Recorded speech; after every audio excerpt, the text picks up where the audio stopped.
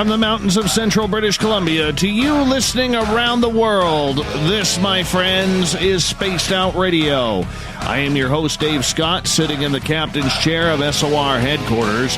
This is a special night, and we welcome you to tonight's show, including Kingdom of Nye Radio and Revolution Radio. If you want to take a listen to our archives, they are free at youtube.com/Spaced Out Radio. Do old Davey the favor, hit that subscribe button. Our website is spacedoutradio.com, where we have a plethora of features for you. Rock out to Bumblefoot. You can fill out a Sightlines report, read up on Captain Shirk's SOR Newswire, and much more. Tonight's show brought to you by Mighty Moose Beard Oil Company. It's 100% Canadian, 100% natural, taking care of beards around the world. Visit MightyMooseBeard.com and use promo code SOR2019 today. Before we introduce tonight's guest, I have to give a major shout-out to all of you in Spaced Out Radio land who are listening. Why? Well, this evening, we passed 1 million downloads. 1 million! That's all because of you, the listeners.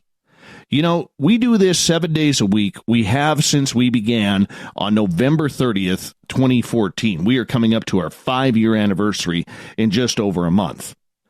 And I'll tell you, I am having more fun now than when we set this thing up. Sure, it's more of a business now. Now it's a little bit more stressful, a little bit more real behind the scenes. But the shows are fun. I enjoy coming here every single night, as do our hosts, Rich Giordano on Saturdays, Everett Themer on Sundays. And I want to give a big thank you to everybody who has come along for the ride at one point or another. They know who they are. All of the listeners who have stood by us, you know, patted us on the back, even when we've had some not so good shows out there. But thank you so much. 1 million downloads. I just about flipped when I read that today. Took a picture of it, put it on our Instagram at Dave Scott SOR. What a pleasure it is to broadcast to all of you. Thank you for listening to our shows. Thank you for being a part of our family. And, you know, because of you, we're getting bigger. We're getting better. Everything we do now, just so you all know, is really what we discuss behind the scenes. What can we do to make our listeners happy? What can we do to make our listenership grow? Whether it's on Twitter at hashtag Spaced Out Radio, Instagram at Dave Scott SOR, taking care of our YouTube channel, which has over 5,600 people watching, listening, that have subscribed to us, and those who still listen but haven't subscribed yet. So from me to you, from our entire Spaced Out Radio team, our investor Ashy, our syndication director Chuck, our social media person Catherine, Amber Beckerud, Gail Shirk, who does an incredible job with our news, Fylth, who takes care of our art, Everett Themer, the Sunday show host, Rich Giordano, the Saturday show host, our previous hosts who we've had here in the past. This is just phenomenal. Absolutely phenomenal. I am extremely thankful to be in front of the microphone with all of you. And 1 million downloads. I know there's shows that are getting probably that a month. I do know that. You know, I'm not trying to make a big deal out of this, you know, for the sake of, wow, we hit 1 million. I know there are shows that are doing that a month. But for us, this is a major, major milestone. So thank you from the bottom of our hearts of Spaced Out Radio and all of our team and families to all of you who have put your trust, faith, and most importantly, your listening ears towards us. We really, really do appreciate it. The first Friday of the month, we get into some serious woo as we welcome back one of our most popular guests, R. Keith Andrews and the E.T. Connection. Keith has a brand new book out, which I have on my desk right here, called Races of the World, where he gets into over 50 species of aliens that Keith believes has visited Earth at one point or another. How many are still here? How many are here to help mankind? How many are here to take us over? What do they want from us? We will find out soon. Then at the bottom of hour number 3, I will bring you the SOR Newswire, brought to you by Paranoia Magazine. Mr. R. Keith Andrews, I just hung out with you a week ago tonight at the Forest Moon Paracon, another successful event put on by Eric Cooper and his great Forest Moon Paranormal team. It was such a pleasure to see you again, my friend. I thoroughly enjoyed it. We did manage to get our beer together, as I recall. Absolutely, we did. It was a ride and a half. You know, we were going over some of the comments, and I got to admit, I said there was one comment that was made. We actually had a complaint that, you know, most of the time I wouldn't talk about complaints, but this one was priceless. It was a complaint directed right at Forest Moon's security team. And the person's complaint was that the security team intimidated them. Oh, yeah. They were a bunch of motorcycle enthusiasts that love to hang out, but they were nice people. And you know, it was just good to be there. The thing I got a kick out of was that the complaint was that security was doing exactly what they were supposed to be doing. Making sure that people were doing what they were supposed to be doing. Absolutely. What are you bouncing around over there? What's going on? Sorry. You okay? Oh, yeah. The aliens coming to get you while we're doing this, or what? No, they cooking some up? Well, I was out at the Paracon. First night I was out there, they ended up taking me. Yeah, tell us what happened there. Because you woke up and your pillow was full of blood in your hotel room. Yeah, which is normal. Well, when I got there, it's normal for me not to be able to walk properly when I get off the plane. That's what I get for having a bad leg. So I was putting a lot of weight on my cane. And I went to bed that night. I went to bed on the Friday night. Woke up Saturday morning, and I had blood all over my pillow again. Only I could walk fine. You know, so basically what it boils down to is they came, took me, sorted out the leg for me, and carried on. You know, I do feel for the hotel, mind you. They probably had to replace the pillowcase altogether, if not the pillow. No kidding. Yeah. Who took you? Oh, that was easy. The consortium itself picked me up. What I didn't get a chance to find out, I know that people were having electrical problems, but I didn't get a chance to talk to the hotel itself about it. I mean, it was a wild ride there for the entire weekend, so I don't think anybody had time to sit down and relax. Well, hey, I got to tell you, we also have another big anniversary today. Today is the 52nd anniversary of the Shag Harbor UFO incident in Nova Scotia. Oh, nice. Yeah. This was investigated. There were witnesses from the RCMP, hundreds of witnesses watching this giant craft. They just released a coin, the Canadian Mint did, earlier this week celebrating the Shag Harbor UFO incident. This is a big deal up here. Well, yeah, I mean, you know, the funny part is people keep looking for disclosure. I'm, you know, like you, I'm thinking that all of these are indicators that the governments are finally saying, yeah, this is really going on. I know. It's very, very interesting. Very interesting times indeed. Keith, we always have new listeners popping on in, checking things out for the first time. How did you get involved with ETs? Well, in a nutshell, when I was born, simply put, I was born mottled green and black, so I ended up in an incubator, and I flatlined while in the incubator. Net result, I ran into the Council of 12 right off the bat, and started dealing with abductions and what have you by various different races, and not pleasant ones. You know, to start with. After that, there was a run-in I ran into a number of years later when I was about 5. I ran headlong into the Sirzazians, which are the 7.5 to 8.5 foot reptilians. They literally put me back together. You know, after a poisoning. So that was where I started connecting with them, and then, well, time went on, and I just simply got along with them a little better, because I got along with them better than many, simply because I do not I see them the exact same way I see normal people. Just different physical appearance. Much better toys in a lot of ways. But I think, and I'm only suspecting, I never really asked why. But I suspect that had a lot to do with why I've ended up dealing with so many of them now. Most of them manage to shake the hands of, or what passes for hands. One of the few races that I have never shaken the hand of and never will is, quite frankly, a fire elemental. Can't imagine why not. But ultimately, I've gone from being an abductee to a consultant at this point. I end up dealing with a lot of the different races, helping them understand each other, and especially helping them understand humans. How does it feel to be kind of a consultant to people who are going through ET contact, abduction scenarios? What is that like? I think the best way I can put it, when somebody opens up to me like that, I think the best word for it really is honored. Because it takes a lot especially for a recent abductee, to open up at all.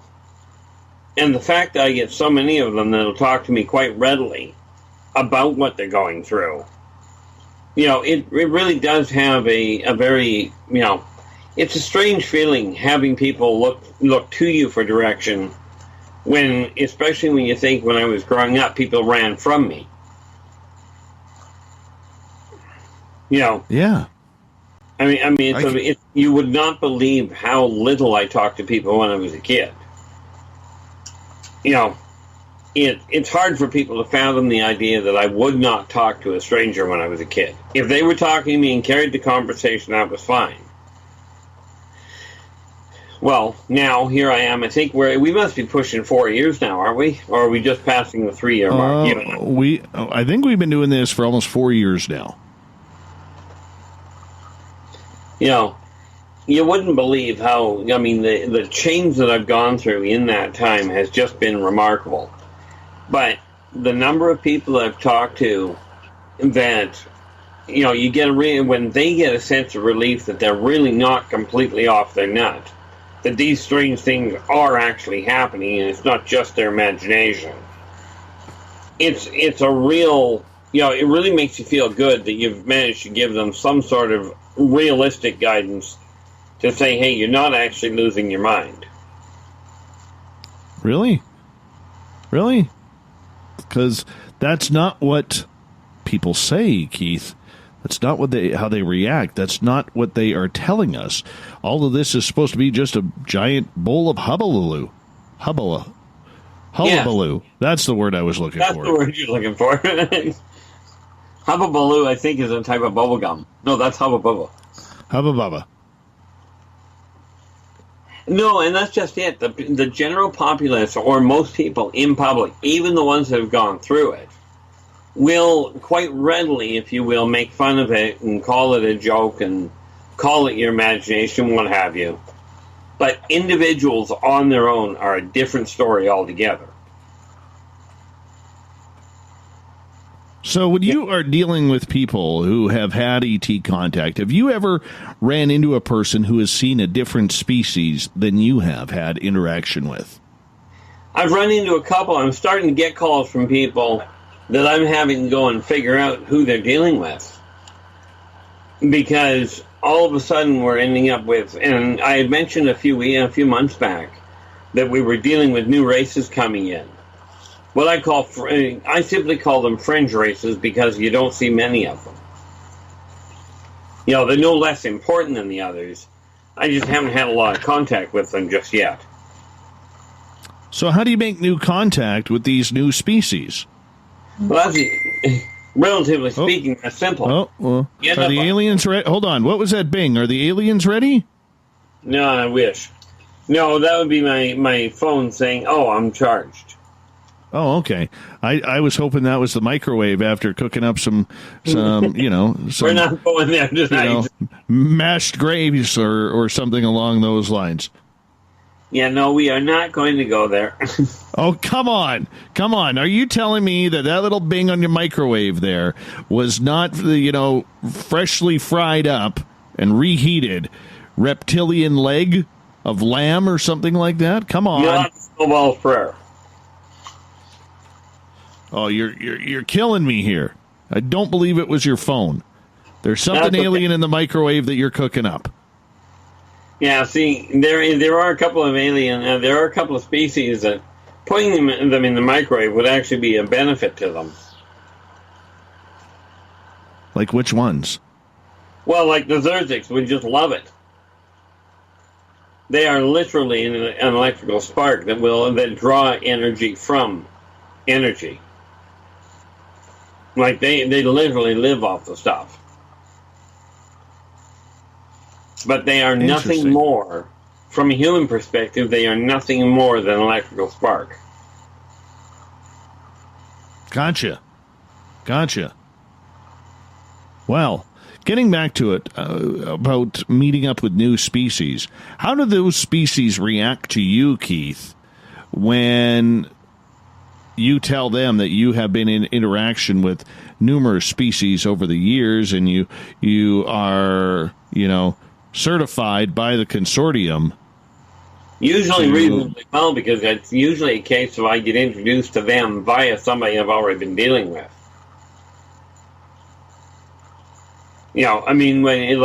For instance, if I've been dealing with, and Srazazians are clearly the most common ones I deal with, between them and the Maldocs.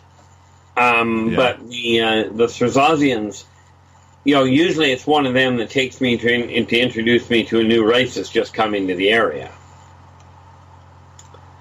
So, of course, you get the usual, but that's such a small thing, or that looks so fragile. Right. And, of course, there's usually a little bit of joking going on about the fact that this corporeal form is rather on the fragile side. But when it comes to dealing with them, it doesn't take long to actually make things work. Why is that? Well, usually because when they're being introduced, they're already of the mindset that this is what they're supposed to do. I'm not exactly the first person they run into, but I am one of the humans they get to deal with. And of course, because of the consortium's outlook on Earth, on Earth's positioning, they are definitely encouraged. The new races are absolutely encouraged to get to know about the local planet. Right. When these new races come here, what has brought them here? Most of the time, it's literally an educational run that gets them here. Because I mentioned it before, that from a xenosocioeconomic standpoint, this is an extremely exciting time for the off-world races. Now, just to be clear, for those that don't know what that means, xenosocioeconomic literally means other racial, social, and economic evolution. And mankind is at that point in civilization where it either pulls itself together or tears itself completely apart. As an alien race observing, that is a very rare point in life where anybody ever gets to have the pleasure of sitting and watching. It's kind of like mankind scientists looking at the world and going, oh, we get to watch a supernova. You just don't see many of them from a scientific standpoint. Right. So these new species that are arriving here, are they talking to other species out in the yonder of space? Saying, hey, go visit Earth. It's a nice little place. Weird people, cool animals, lots of water. Yeah, Disneyland and Vegas. Lots of water. It's amazing how few planets actually have that amount of water. Or this amount of water is more to the point. So it's usually scientific expeditions that come to start with. Once you get the scientists out here, then you start getting the classes. Because what you're dealing with is the cutting edge scientists to start with. They come out and check the place out. Once they can identify enough of it, they go home and inform their home worlds about what they've discovered, and then the education starts. Interesting. Out of these new races that show up, as we only got about 2.5 minutes before we go to break at the bottom of the hour, our Keith Andrews is our guest. How many of them are pretty culture shocked by what they see here? The greater majority of them. And why would they be culture shocked? Well, what I mean by culture shocked is most of the races that are in the consortium have a global government, not a dictatorship. But they've got a government where everybody's pulling together to make the planet run and to let their technology grow properly. So the fact that humans are still in such a disarray with each other has most of the new races completely flabbergasted. They're still trying to figure out how man hasn't wiped itself out yet. Never mind by conflict. They're confused as to how mankind hasn't just done it by accident. Mm-hmm. So it's definitely a bit of a shock. Right. So with that culture shock that they have, how many of them just say, we're out of here, that's enough, we're turning around, don't need to be here, these people are too crazy?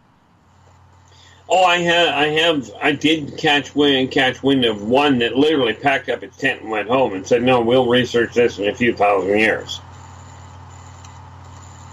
Right. They just looked at it and went, no, we go down there and we are already going to be shot at first.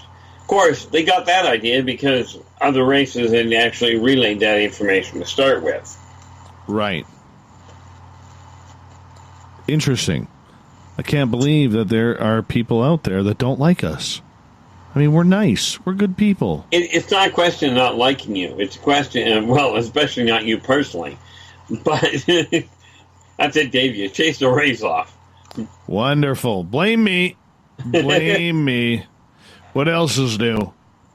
Keith, I'm going to get you to hold on right there because we are going to go to break. And when we come back from the break, we're going to get into Keith's brand new book that you can get on Amazon called Races of the Worlds. Got about 58 different ET species in here. We're getting into these ET species. Which ones want to eat us? Which ones we can eat? All with our Keith Andrews all night long tonight. We'll be back.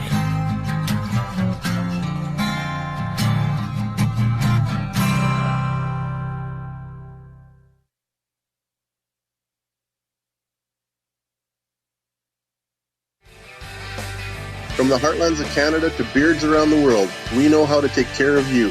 Fill your follicles with the Mighty Moose Beard Oil. All our oils and balms are handmade and 100% natural ingredients because we care about your beard. And hey, use the promo code SOR2019 and get your Mighty Moose Beard Oil today. You can check us out on our website, mightymoosebeard.com.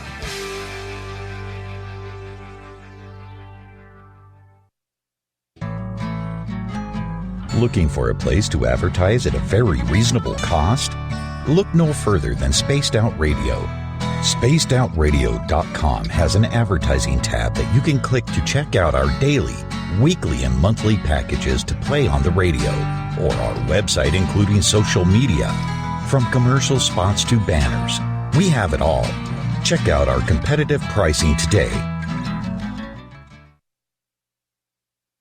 Hello, this is your guitar man, Ron Bumblefoot Thal, and I have to tell you, I love the response I get for Little Brother is Watching from Spaced Out Radio fans. It's amazing how music can inspire and make people think deeper about what's going on in the supernatural world.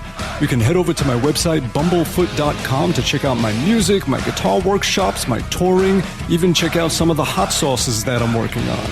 And make sure you keep on listening because with Spaced Out Radio, you know Little Brother is watching. Finish off your weekend and kick off your new week with me, Everett Thiemer, right here on Spaced Out Sundays. I'm going to bring you great guests, a little bit of snark, and plenty of information to think about. But don't worry, there's going to be plenty of woo as well. We are going to hit everything in the paranormal and supernatural, including the odd psychic Sundays. So tune us in on Sunday, 9:06 p.m. Pacific, 12:06 a.m. Eastern, right here at spacedoutradio.com.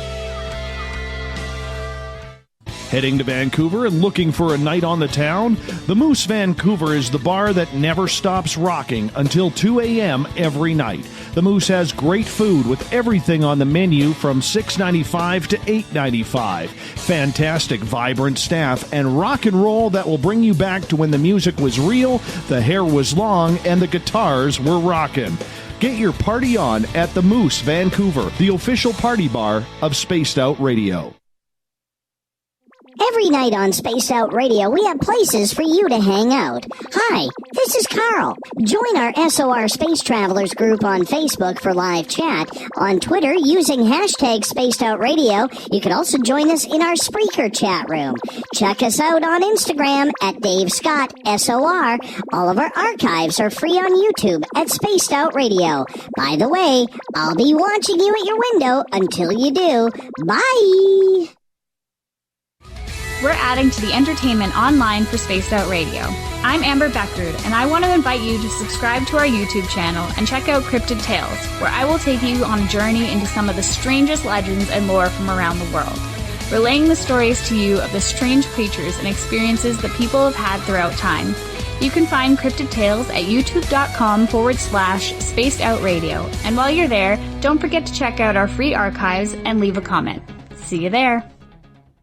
Coming soon to our website, spacedoutradio.com, is the SOR Space Travelers Club. For just $5 a month, you can get into a private area on our site where you can hang with other listeners in our chat room, post in our forum, and check out a bunch of exclusive content and store that won't be found anywhere else, including a nightly after-show party with Dave.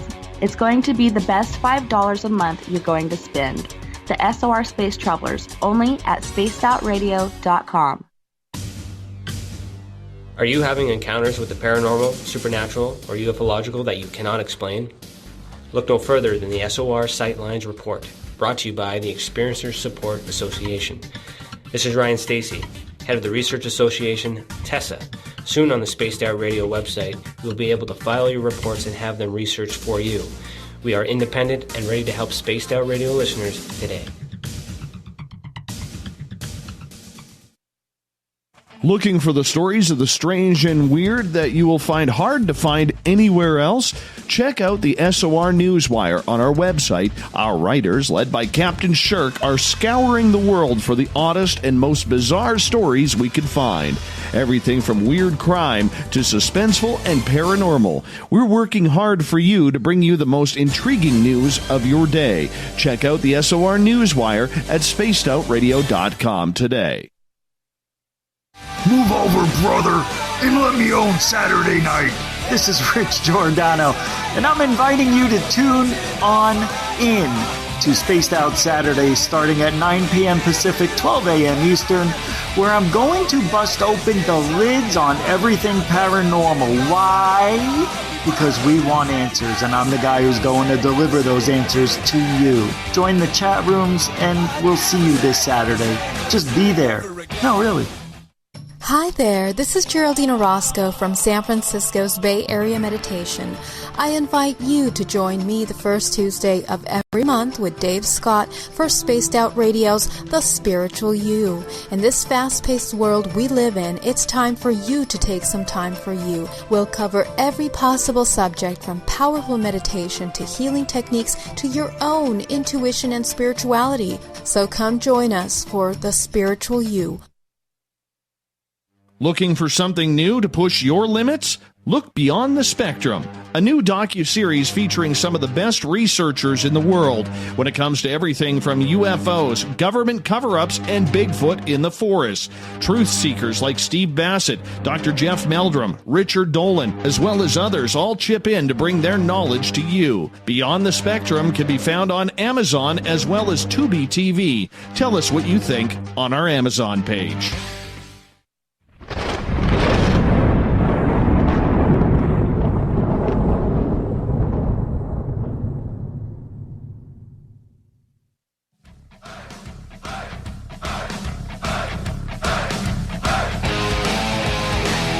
Welcome back to the second half hour of Spaced Out Radio tonight. I am your host, Dave Scott, sitting in the captain's chair of SOR headquarters.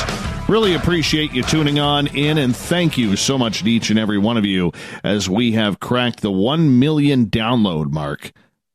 That is just amazing. I am absolutely stunned by that. It's all because of you. Thank you so much for helping us grow to that size and even bigger in the future.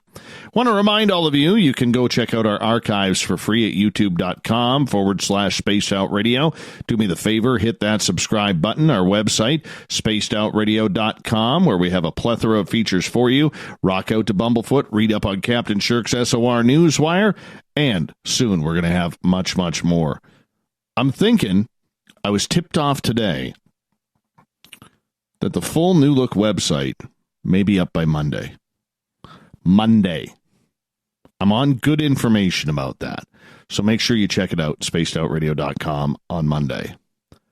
Our Keith Andrews is our guest tonight on Spaced Out Radio. He comes in the first Friday of every month with the ET Connection. We have a lot of fun with Keith, who is not only a fantastic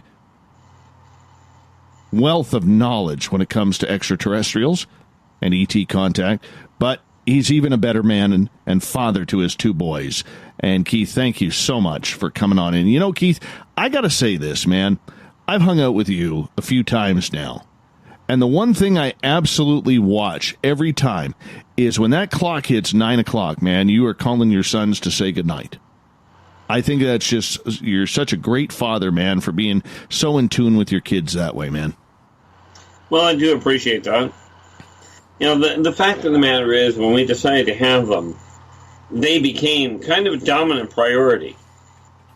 And it's like I've told people, because, you know, on top of the radio show and my own business, you know, as well as work, I've told people, if my kids need me, they get first call. I've literally walked off of work because of it.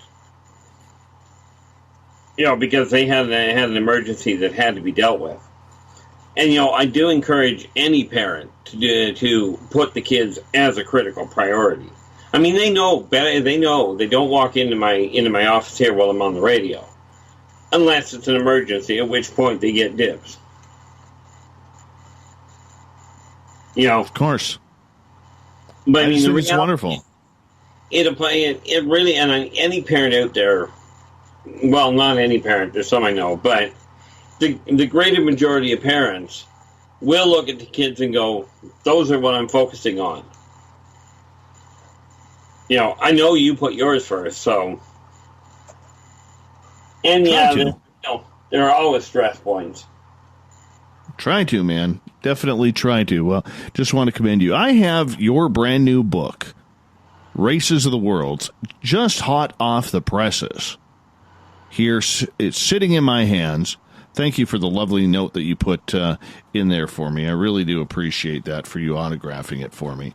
But tell us about this book, as you have it dedicated to all the curious-minded individuals desiring to understand and learn more about non-human sentient races.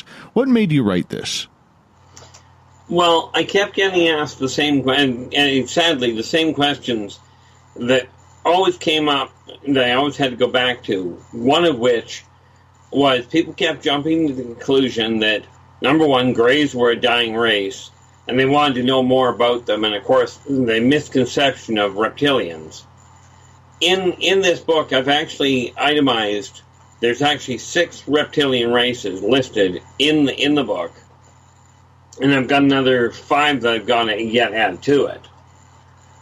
You know, but when it just dawned on me that I was reaching the people here, which is great, but there are so many people that are looking through, you know, looking for written information. It was one of the biggest questions that I got asked by people, was where can you find written documentation of this? And I'm looking at it going, I don't think there is any.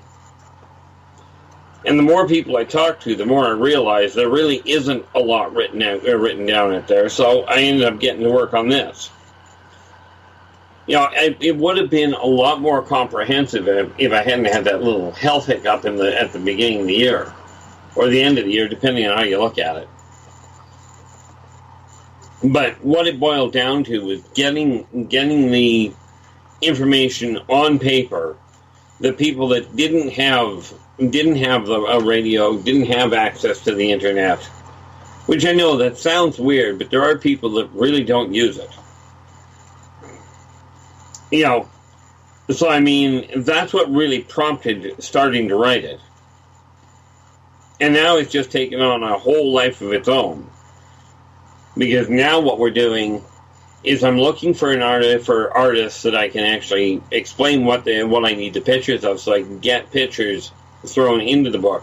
You don't want to see my drawing. Okay, it's just a bad idea. I hear you, man. I'm the same way. I'm all thumbs when it comes to drawing something. I can write anything, but when it comes to drawing, I'm terrible. Can't even draw a stick man properly.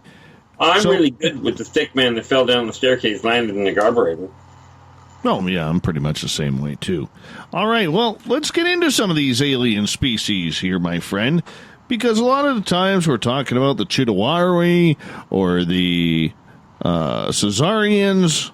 You've placed this book. You have 58 different species in here. You've broke it all down into different pages and what they are all about. We're going to start off right off the bat. Okay, we're going to hit a few of these. Let's get right off the bat. Start the A section with the Anjonis. Is that what yeah. The Anjonis, the humans on the whole call them angels. They are, in fact, a race unto themselves. And it's not quite as... The unfortunate part is it will likely upset some of the religious people. But the Anjonis, although they do look exactly like winged humans, they have a very definitive culture all their own. So, I mean, when you're taking a look at them, the first thing you have to realize is that they are... they are a race. They're not just a figment of somebody's imagination. No, of course not. Pardon? I said, no, of course not. People have this idea that many of the beings that they've seen or they've read about in ancient tomes are just in mythology, but all mythology, all legend, comes from something solid. Now, the thing with the Anjonis, they don't have ships of their own because they don't require them. They literally can travel through the ether. How do they do that? Well, the clinical term would literally be, how do I put this?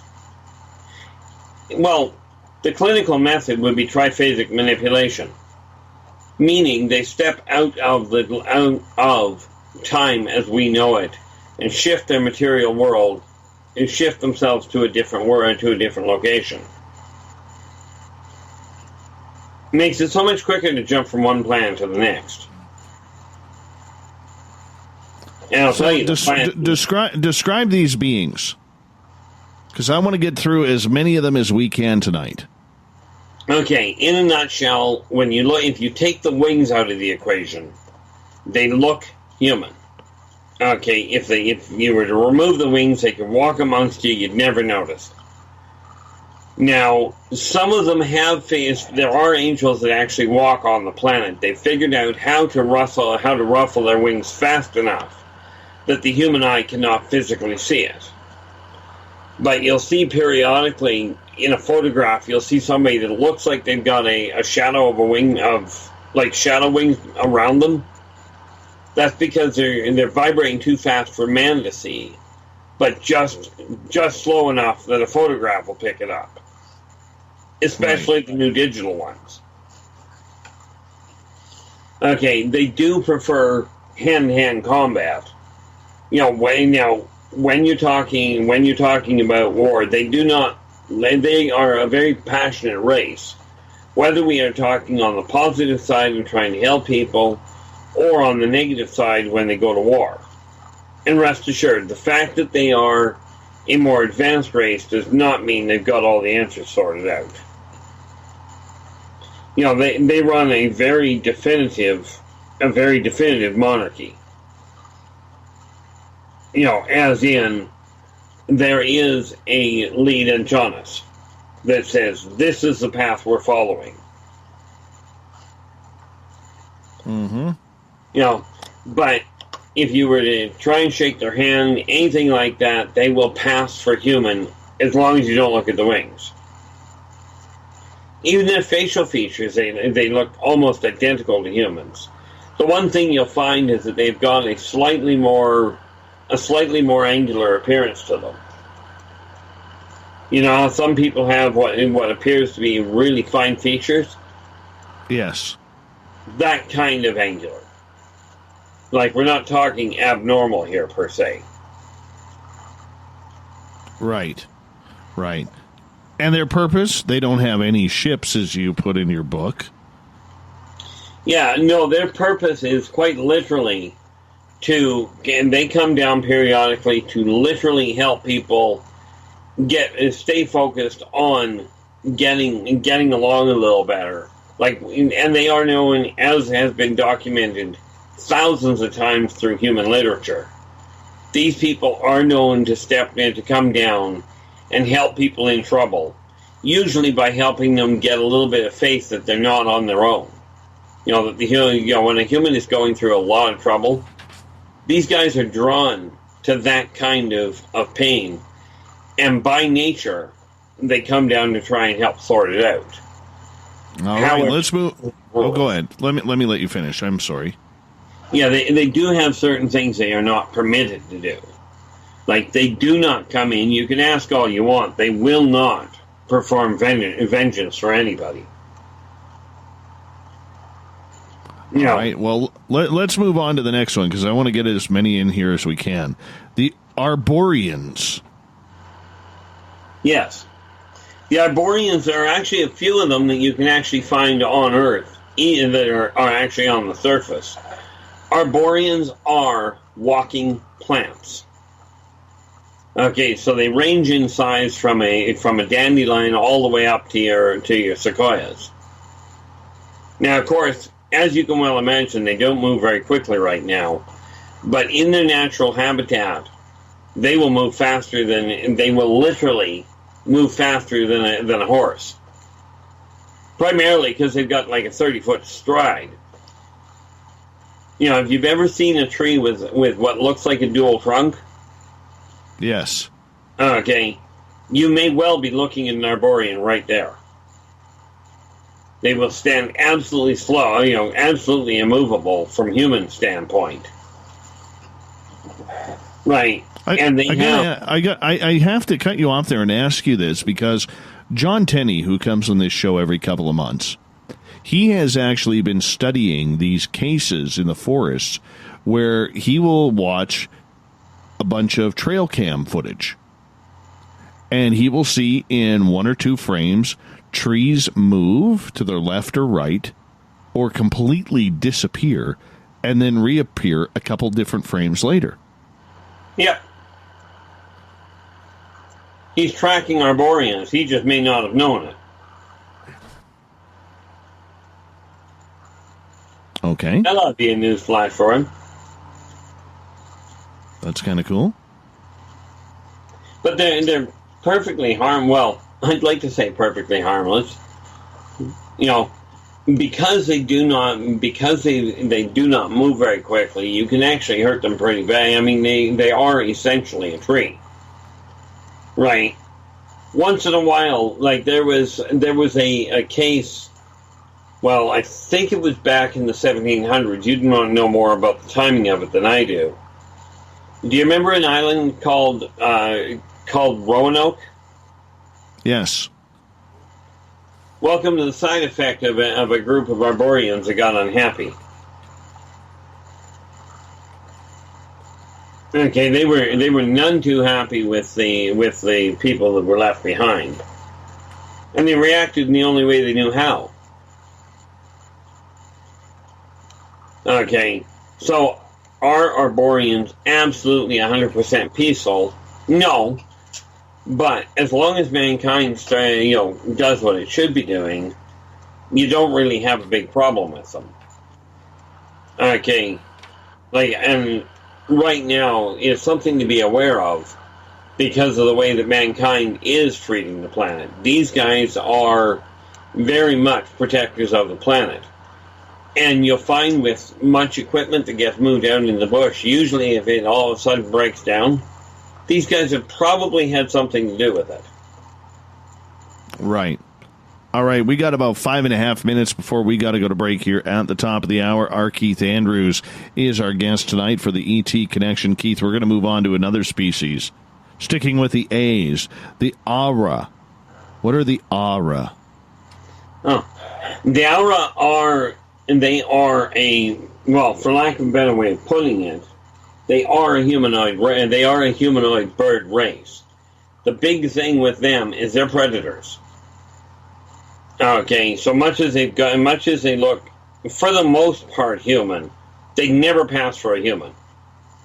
Okay, they are avian in nature, complete with the wings, complete with the talons, and the combat beak. Okay, basically, where it comes to the beak, it looks like a short toucan. Okay, these guys, when they are threatened, number one, they fly. Okay, which makes it really difficult to get close to them. But they not only attack they attack like a bird. They will attack with their feet and their beak. Problem is, they also will attack with weapons, usually ones that are throwable. Unlike the Angionis, who prefer hand-to-hand, the Aura will fire from a distance. Okay. Now, you won't find them in heavily civilized areas because they live in the treetops. The thicker the foliage, the happier they are. Gotcha. So you could say probably northern territories where there's not a lot of area for, people to be living, or in the jungles of Africa, that type of scenario. Bingo. Or down in South America or South and Central America, where you're looking at a lot of forested area. If you don't go there, you don't run into them. So, are they good eats at Thanksgiving? Yeah, that's an excellent question. I've never tried myself. I've never bothered trying to eat one. Come on! I set that one up beautifully. Yeah, you did. You're not playing fair tonight. Now, when was the last time you knew me to play fair? Other than the fact I played the same way with everybody. Well, I know. I just figured, that, birds of a feather. Turkeys are pretty darn good. Grouse are pretty good eats. I had some of that a couple weeks ago. Yeah. Chicken, all that kind of stuff. I just got all excited there, man. And ostrich is pretty good, too. And the catch to it is, you go back a few years, and, Forahawkus was actually a really good eat, too, as long as it didn't kill you first. All right. It's like the ancient bird, the moa, was also really good eats. Of course, it was a problem. But we do digress. With the Aura, they, on the whole, their wingspan, because of the fact that they're somewhere in the neighborhood of 5 to 6 feet tall, they've got a wingspan of in excess of 10. Right. Right. But they are maneuverable like you would not believe. But you don't hear much about them. You hear more about and there's another avian race that you would hear more about, which is the Uka. And they are... I'm not on the O's yet. Man. I haven't even cracked the A's. That's okay. They don't come in the O's anyway. They come in the H's. Okay. I think we can sneak one more in here as we got about 2 minutes. 2.5 minutes. The Bay Randy. What are the Bay Randy? Okay. Yeah, when you look at the Berondi, they are. Most people would see them as either a goblin or an imp. As a matter of fact, the best rendition I've seen, if you ever watched, if you watched, what the heck was it called? It was a heck of a blockbuster. Series of 7 movies, which gives you an idea how well I'm doing here. Harry Potter. Oh, Harry Potter. I'm way off. Yeah, Harry Potter, the little imp that was in that. That's he's an ugly little cuss. Yeah, he is. There's a YouTube video that shows one as well. Yeah, it looks like my ex-mother-in-law coming out of the shower. That's how scary it is. But yeah, they're not. I mean, they're problematic in as much as they will quite readily take things just out of curiosity. But I mean, let's face it. How dangerous can they be? They're all of 1 to 3 feet tall. Of course, how dangerous can they be? They're carnivores. You know, and when we talk about ankle biters, these guys definitely rank up there. Oh my goodness. Are they known to attack humans? Only if threatened. They won't go hunting humans, which is what you really seem to be asking. Right. But on the flip side of that, if they come across a human that has died in the wilds, right? They are not above having dinner. Gotcha. So we got to be careful around the Berondi. Where are they located on this planet? Most of the time, they're located in deep wood. I was going to say deep woods, but not really. They're in wooded areas close to civilization. Because they frankly, they like shiny things. So would it be, let's say, the equivalent of a forest outside a major city? Is that where we would be looking? Or even the forest outside of a minor town. Right. What continents? I haven't found one, and the only one I don't think they're on is Antarctica. Makes sense. Yeah, I was thinking of myself. Yeah, makes good sense. So with these guys, are they quite violent? Or they need to be provoked? You have to work at it to provoke them. They're actually quite skittish. They will stay in hiding for the most part. They prefer going into a place, taking something that catches their fancy, and we are talking something, not someone.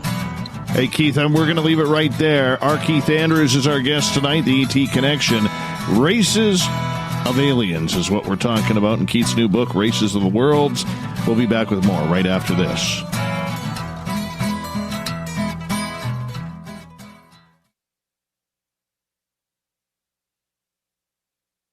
Hi, this is Amber Beckrud, and I want to invite you to subscribe to our YouTube channel where we store all of the SOR show archives for free. And as an added bonus, every 2 weeks I'm posting brand new content on Cryptid Tales, where I will get into some of the spookier legends and folklore from around the world and tell the stories that go with them. Find us at youtube.com/spaced out radio and check out Cryptid Tales today. Drop a comment and let me know what you want to hear. See you there. We are getting ready to relaunch the SOR Space Travelers Club at spacedoutradio.com. For $5 a month, you can join us for a plethora of features found nowhere else. Hang out in a private chat room during the show and after party. You can check out some exclusive content and a store specifically for you, as well as a private listener forum where you can post your thoughts, stories, and pictures. The SOR Space Travelers Club, coming soon to spacedoutradio.com. Get your horns up with me on Spaced Out Radio. This is Ron Bumblefoot THAL. Come tune in to SOR where you can hear me rock out with Little Brother is Watching, the official theme song of Spaced Out Radio. And then come on over to bumblefoot.com where you can find out about my tour schedule, my music, and everything else. Bumblefoot.com keeps you up to date on what I'm doing and the best way to stay in touch with my music and music camps. Sign up for my newsletter at bumblefoot.com and remember, Little Brother is Watching. Move over, brother, and let me own Saturday night. This is Rich Giordano, and I'm inviting you to tune on in to Spaced Out Saturdays starting at 9 p.m. Pacific, 12 a.m. Eastern, where I'm going to bust open the lids on everything paranormal. Why? Because we want answers, and I'm the guy who's going to deliver those answers to you. Join the chat rooms, and we'll see you this Saturday. Just be there. No, really. A little bit of science, a little bit of skepticism. Add a dash of snark, and you have the makings of Spaced Out Sundays with me, Everett Thiemer. Together we will look into the reality of the paranormal with an open eye and rational thought. Oh, did I mention there'll be plenty of woo as well? Your time spent with Spaced Out Sundays will make the night even better. The chat rooms are open, 9:06 p.m. Pacific, 12:06 a.m. Eastern, right here at spacedoutradio.com. Are you having encounters with the paranormal, supernatural, or ufological that you cannot explain? Look no further than the SOR Sightlines Report, brought to you by the Experiencers Support Association. This is Ryan Stacy, head of the Research Association, TESA. Soon on the Spaced Out Radio website, you'll be able to file your reports and have them researched for you. We are independent and ready to help Spaced Out Radio listeners today.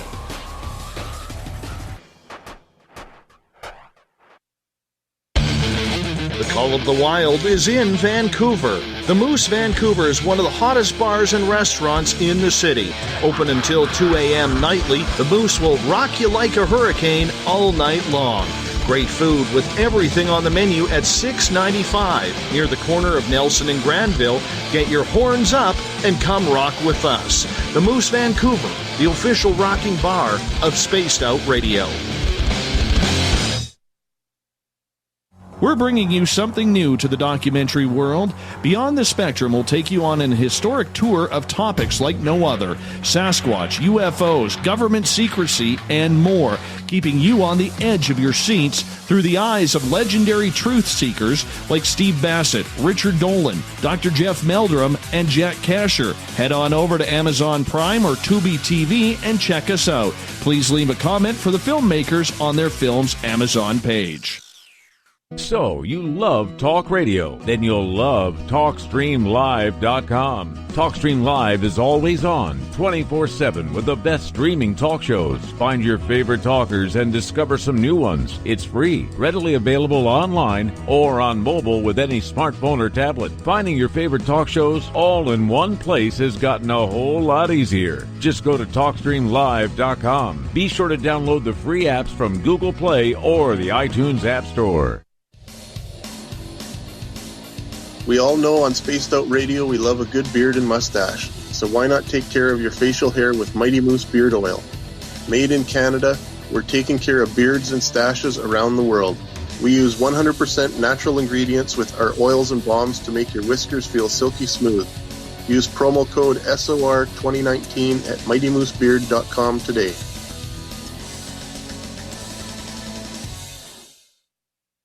Visit purpleplates.com today. For over 40 years, the Purple Energy Plates have been delivering amazing results for their many customers. Inspired by the great genius Nikola Tesla, the harmony, healing, and energetic effects of the plates have proven over and over to be beneficial and often miraculous to thousands of customers. Check their site for daily specials and choose from their many energy products. You won't be sorry. Visit them today at purpleplates.com. Looking for a place to advertise at a very reasonable cost? Look no further than Spaced Out Radio. SpacedOutRadio.com has an advertising tab that you can click to check out our daily, weekly, and monthly packages to play on the radio, or our website including social media. From commercial spots to banners, we have it all. Check out our competitive pricing today. Come hang out with Spaced Out Radio, where we own the night. This is Carl. You can follow Dave on Twitter at Spaced Out Radio, and during the show, use the hashtag Spaced Out Radio to chat with us live. On Instagram, at Dave Scott SOR. On Facebook, give our page a like, Spaced Out Radio Show. SOR archives are free on YouTube at Spaced Out Radio. Come join us, or I will come join you. See you at your window. You hear footsteps in the empty room above you. A rocking chair begins rocking by itself. Don't be afraid of the things that go bump in the night. Reach for Spirit Storybox, the iPhone app the Huffington Post UK called the only ghost hunting app you will ever need. Spirit Storybox. The spirits are telling their stories. Are you listening? Looking for the stories of the strange and weird that you will find hard to find anywhere else? Check out the SOR Newswire on our website. Our writers, led by Captain Shirk, are scouring the world for the oddest and most bizarre stories we can find. Everything from weird crime to suspenseful and paranormal. We're working hard for you to bring you the most intriguing news of your day. Check out the SOR Newswire at spacedoutradio.com today. You're listening to Spaced Out Radio with Dave Scott. Follow Dave on Twitter at Spaced Out Radio and on Facebook, Spaced Out Radio Show. Welcome back to hour number 2 of Spaced Out Radio tonight. I am your host, Dave Scott. Thank you so much for joining us. We want to say hello to everyone listening in on our digital side, Kingdom of Nye Radio and Revolution Radio. Hi, Heather. I see you in the chat room there. How you doing? Thank you for your support. Appreciate it. We also want to say thank you to everybody listening in on WQEE 99.1 FM in Noonan, Georgia, KDUN AM 1030 in Reedsport, Oregon, UPRN 107.7 FM in New Orleans, down in Ridgecrest, California, KZFX 93.7 FM. Don't forget, you can check out all of our archives for free at youtube.com/spaced out radio. Do old Davey the favor. Hit that subscribe button. The Desert Clam has set the password for tonight in the SOR Space Travelers Club. Grim Gribber. Grim Gribber is your password. Use it wisely, Space Travelers, as the Clam sets the password each and every night right here on the mighty SOR. Our website is spacedoutradio.com, where we have a plethora of features for you. Do me a favor, rock out to Bumblefoot. Read up on Captain Shirk's SOR Newswire. There's much more coming down the pike, probably on Monday. Now, R. Keith Andrews is here with the ET Connection. It happens the first Friday of every month. Right now, we are going through 58 different alien races. Keith has a brand new book out, Races of the Worlds. We're trying to get it on Amazon, and he's going to be putting it up on Facebook pretty quick. It's a good book. I paid for it at the Forest Moon Paracon, where I met up with Keith last week. It's a great little read. Great little read about a bunch of different species. A lot of hard work you put into this, Keith. Really appreciate you doing this book, man. Well, I'd love to say no problem. I mean, it's been a lot of fun trying to piece it together. You know, I mean, I didn't realize, in all fairness, how many I was dealing with, and as it turned out, one of the reasons I had to stop doing, like, I put it out with some of the races still not included, simply because I ran out of time. I didn't realize how many I'd actually dealt with. Because right off the top of my head, I can think of another 10 races I'm in the process of documenting while I enhance the documentation of this one, of the ones in here. Very cool, man. Well, let's move on here because we got a bunch of species we got to get to tonight in your new book, Races of the Worlds. Appreciate it. Chick-chock. What are chick-chock? Well, this is the easy one.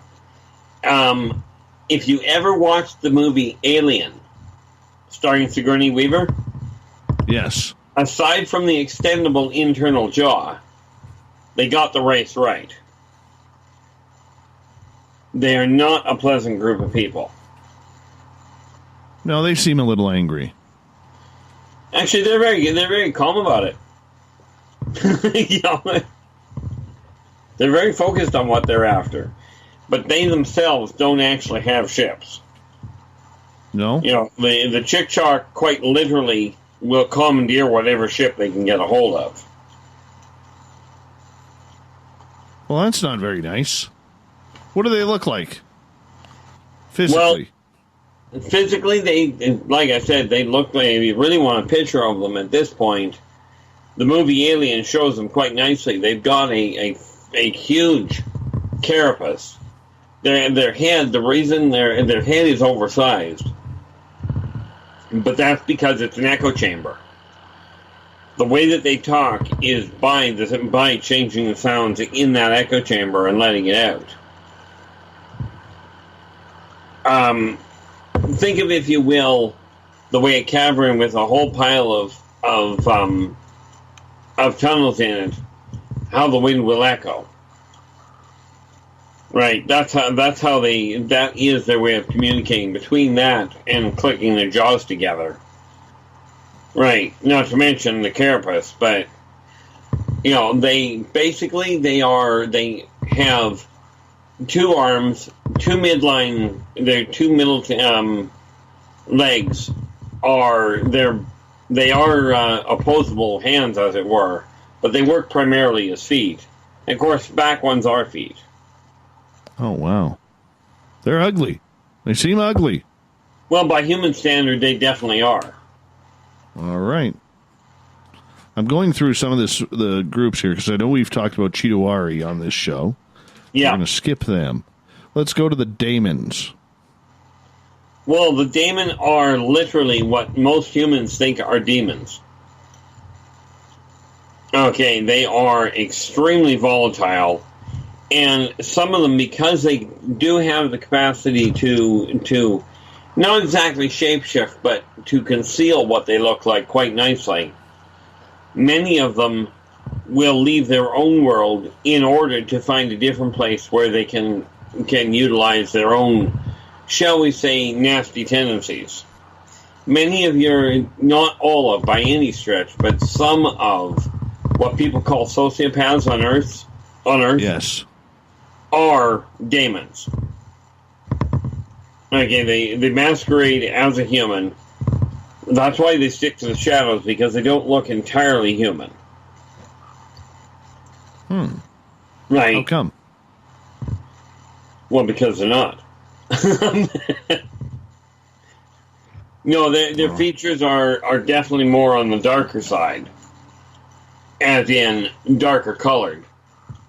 Right. Oddly enough, they almost have a red tinge to the edges. Like, if you take a look at the angles on them, quite a number of them do have a combination of red and black skin. Right. But they are hunters. They will go after lone individuals, and they're not fussy about who they go after. If they can find somebody alone on their own, these guys are not above taking them, kidnapping them, and playing with them. You know the concept of never play with your food? Yes. These guys never heard of it. Really? Okay. Well, let's move on here, as we're going to get to Drake now. What are drakes? Drakes are your classic reptilian. Okay, they range anywhere from 12 to 15 feet tall. Okay, and they do look like the old dragons. Okay, they definitively, when I talk about them looking down on other races, it's not just because of their height. They look down on people because they see humans as, frankly, less than what humans see ants. By comparison. These guys don't want to conquer the planet. They just want to run everything. So they will not interrupt human action. They'll let mankind have its own problems, and then when all is said and done, they'll come in and command over whatever's left. That's bossy. Try that again. They're kind of bossy. Extremely. They're also excessively arrogant. Now, they lay eggs? Yes. Tell me about this. Their eggs are anywhere from 1.5 feet to 2 feet long on average. That's going to hurt. Not when you take a look at the size of them. Now, granted, if they were the size of a human, we'd have a problem. Well, they'd have a problem.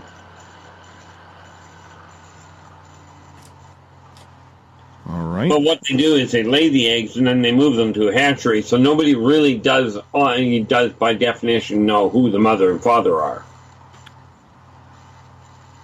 What is the difference between elfids and dwarves? Well, let's see. We start with the fact that the elfid are they love the surface, they love the forest, they love life, the feeling of that kind of natural out in the open life. They like watching the stars. Dwarves prefer the dark, they prefer the earth smells, they prefer the echo in the ground, and they definitely prefer the feel of dirt and quite often mud. For them, the stone is more comfortable than a leaf, than a pile of leaves. Right. The funny thing with the biggest difference, really, and dwarves are the only ones that actually have this problem. Most races prefer some sort of normal sustenance. Dwarves thrive on fermented food. Whether it's fermented food itself or whether it's fermented drink, they don't care. Right. But I'll tell you, some people say that, when you get somebody drunk, they get to be really obnoxious. Dwarves are the other way around. If you keep them drunk, they're usually happy. You want to take them off, take their alcohol. Where are they getting their alcohol from? Anything they can get to ferment. Bear in mind, fermentation simply boils down to decomposition. Right. Okay.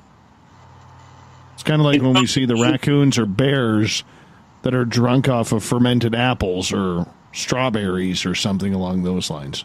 Exactly. Just bears have a better temperament. Well, so size-wise, are the elfid and dwarves the same? No. Elves, depending on where they grow up, can range anywhere from, they can range anywhere from 3 to 6 feet in height.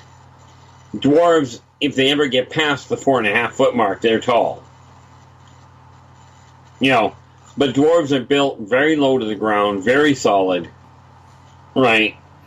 The elves are tall, they're a lot more limber, and they do spend a fair chunk of their time up in the treetops. Some of the elves have evolved a little further, because there is another race that I have not included in this book, which are also known as Dryad. They're actually related to the elf, but the elfid, the Dryad, have figured out how to merge with the plants. Okay, but the elfid are very articulate. They're very, shall we say, socially adept, and they are much more inclined to talk things through.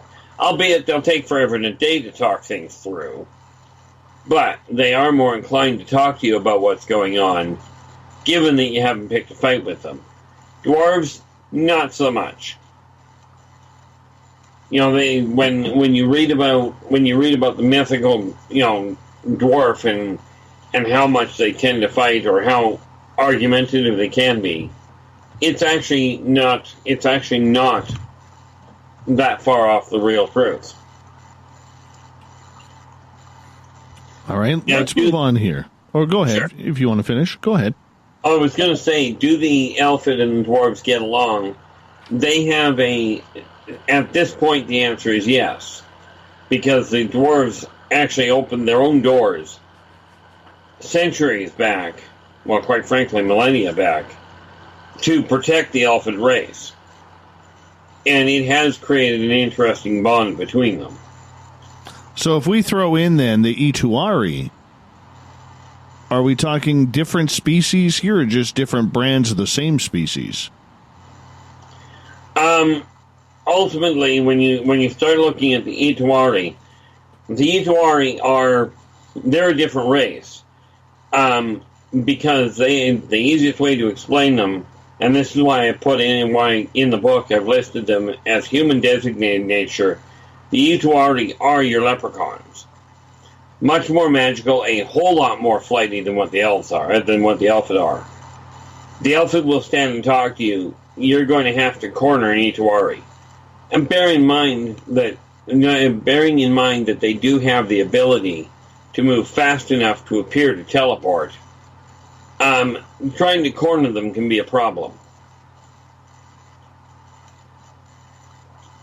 Contrary to popular belief, the Ituari do not collect gold at the back end of rainbows. They will quite readily collect gold or anything else that is frankly shiny.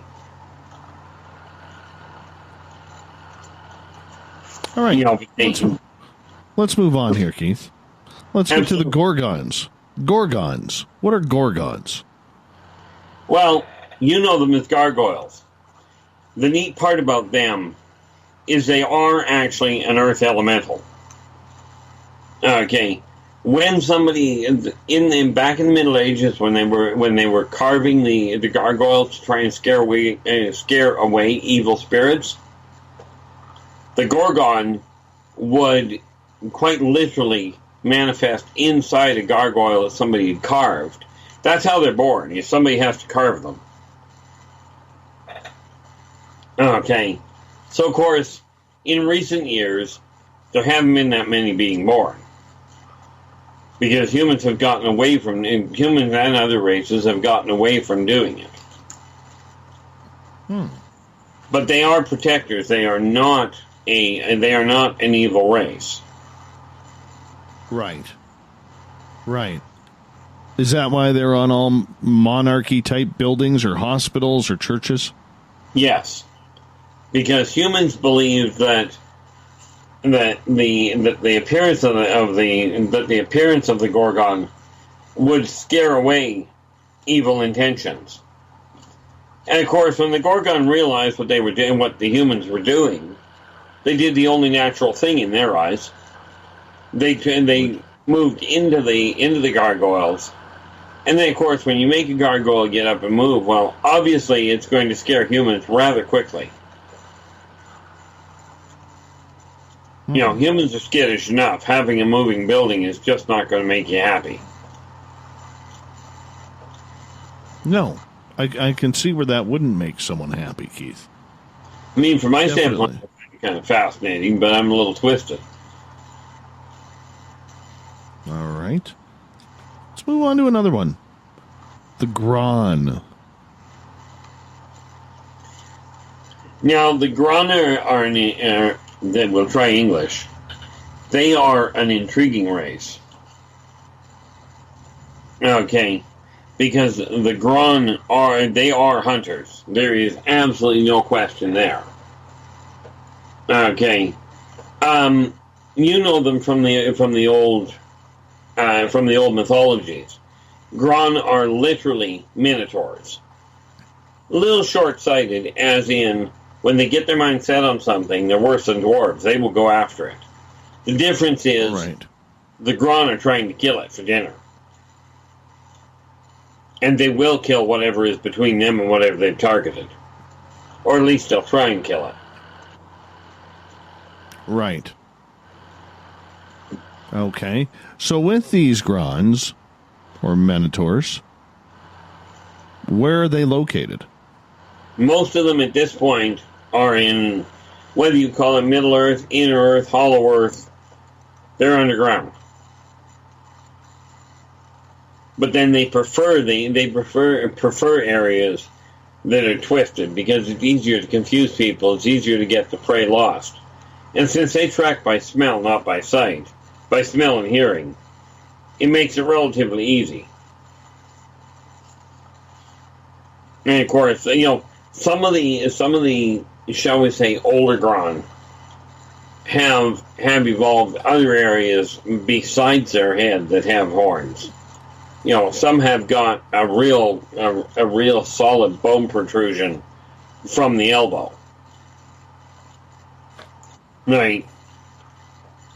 Like their talons are solid enough to cut right through the side of a car without even slowing down. Oh, that doesn't sound nice. Insurance companies wouldn't like that. No, definitely not. And by the way, blowing a horn to try and chase them away from you is not a good idea. Because they will take that as a challenge. Well, that doesn't sound very fun. Well, nobody said that every race was nice. You know. I hear you. All right, let's move on. Let's see. We got the Greys. We know all about them as much as we need to know. Next page. Grey controllers, though. Tell us about the Grey controllers. They are the brains behind the Greys. The Greys themselves are scientists, and you'll get a mix of what those party people are. But it's the controllers that decide who, what party is going after who for abduction purposes, who's getting designated for hybridization, and who is being tagged for migration purposes. They're the ones that decide on that side of it. And their designation is law. Like, they do, they literally are the ones that dictate how everything runs for them. Interesting. If you watch the original movie, Close Encounters of the Third Kind, yes, you'll see one of the controllers at the end of the movie. Oh, the big guy with the long arms. Bingo.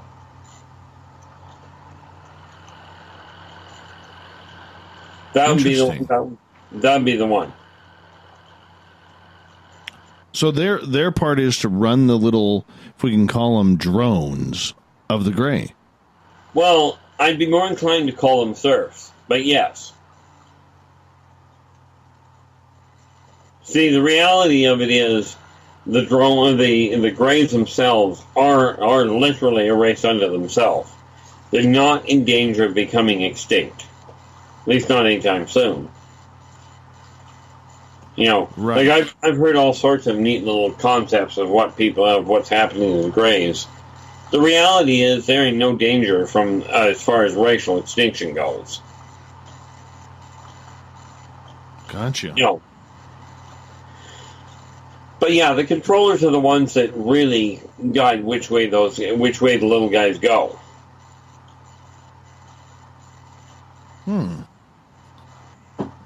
Well, we're going to get into more here as we are going to go to a break at the bottom of the hour. We're going to find out what halons are from our Keith Andrews and his brand new book, Races of the Worlds. Keith, I know this is going to be a very popular book for you. 58 different species of extraterrestrials that Keith has recalled and has, well, let's just say broken down what they're all about. And this is a real interesting read. I just picked up my book last week at the Forest Moon Paracon. Keith will have it out for sale very, very soon. Our Keith Andrews comes in the first Friday of every month for the ET Connection. You gotta love them around here. More ET species talk right after this on Spaced Out Radio.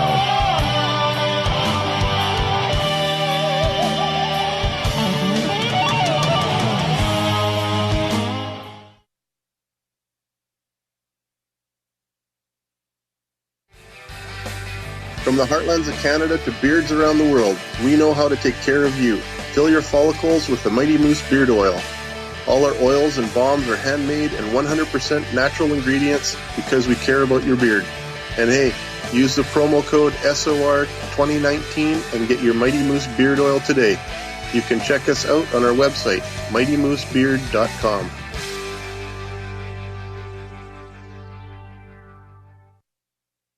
Every night on Spaced Out Radio, we have places for you to hang out. Hi, this is Carl. Join our SOR Space Travelers group on Facebook for live chat. On Twitter, using hashtag Spaced Out Radio. You can also join us in our Spreaker chat room. Check us out on Instagram at Dave Scott SOR. All of our archives are free on YouTube at Spaced Out Radio. By the way, I'll be watching you at your window until you do. Bye!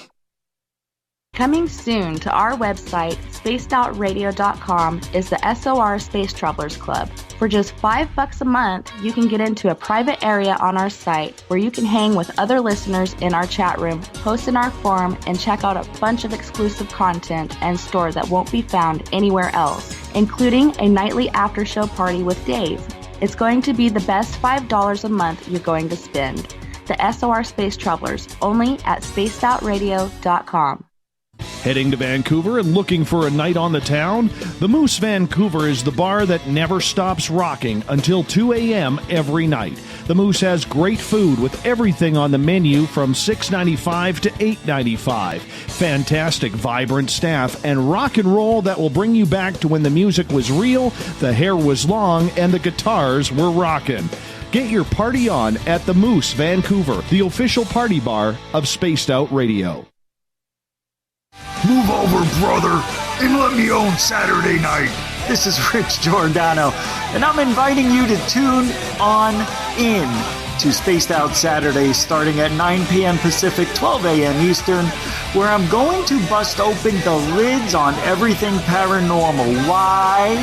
Because we want answers, and I'm the guy who's going to deliver those answers to you. Join the chat rooms, and we'll see you this Saturday. Just be there. No, really. Finish off your weekend and kick off your new week with me, Everett Thiemer, right here on Spaced Out Sundays. I'm going to bring you great guests, a little bit of snark, and plenty of information to think about. But don't worry, there's going to be plenty of woo as well. We are going to hit everything in the paranormal and supernatural, including the odd Psychic Sundays. So tune us in on Sunday, 9:06 p.m. Pacific, 12:06 a.m. Eastern, right here at spacedoutradio.com. We're adding to the entertainment online for Spaced Out Radio. I'm Amber Beckrud, and I want to invite you to subscribe to our YouTube channel and check out Cryptid Tales, where I will take you on a journey into some of the strangest legends and lore from around the world, relaying the stories to you of the strange creatures and experiences that people have had throughout time. You can find Cryptid Tales at youtube.com/Spaced Out Radio, and while you're there, don't forget to check out our free archives and leave a comment. See you there. We're bringing scientific thought to the paranormal. Hi there, this is Spaced Out Radio scientist Chris Cogswell. Join me, Chris Zuger, and Dave Scott the second Wednesday of every month, where we break down the who from the woo when it comes to everything paranormal. We'll investigate and try to bring sensible answers to those straight and sometimes outlandish questions people have. Hey, not everything has an answer, but we'll do our best. Listen in to Reality Paranormal only on Spaced Out Radio. We're bringing you something new to the documentary world. Beyond the Spectrum will take you on an historic tour of topics like no other. Sasquatch, UFOs, government secrecy, and more, keeping you on the edge of your seats through the eyes of legendary truth seekers like Steve Bassett, Richard Dolan, Dr. Jeff Meldrum, and Jack Kasher. Head on over to Amazon Prime or Tubi TV and check us out. Please leave a comment for the filmmakers on their film's Amazon page. Looking for the stories of the strange and weird that you will find hard to find anywhere else? Check out the SOR Newswire on our website. Our writers, led by Captain Shirk, are scouring the world for the oddest and most bizarre stories we can find. Everything from weird crime to suspenseful and paranormal. We're working hard for you to bring you the most intriguing news of your day. Check out the SOR Newswire at spacedoutradio.com today.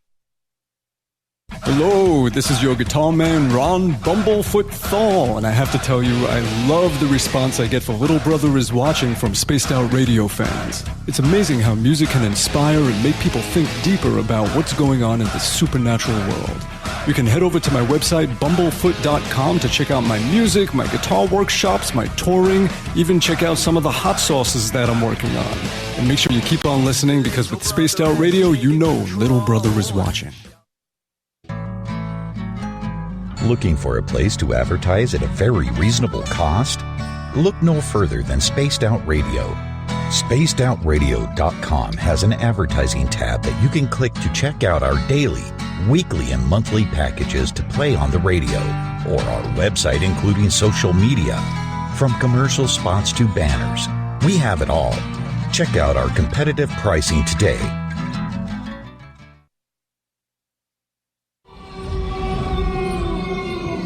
Hey, this is Canadian Paranormal Investigator Mike Moore. The third Wednesday of every month, I'll be teaming up with Dave Scott to bring you Ghosts of the Great White North. Each month, we will bring on guests from across Canada to discuss their ghostly encounters. Canada is a paranormal hotbed with stories you've never heard, so we're going to bring them to you. So get comfy on your Chesterfield, grab a donut, and join us, eh?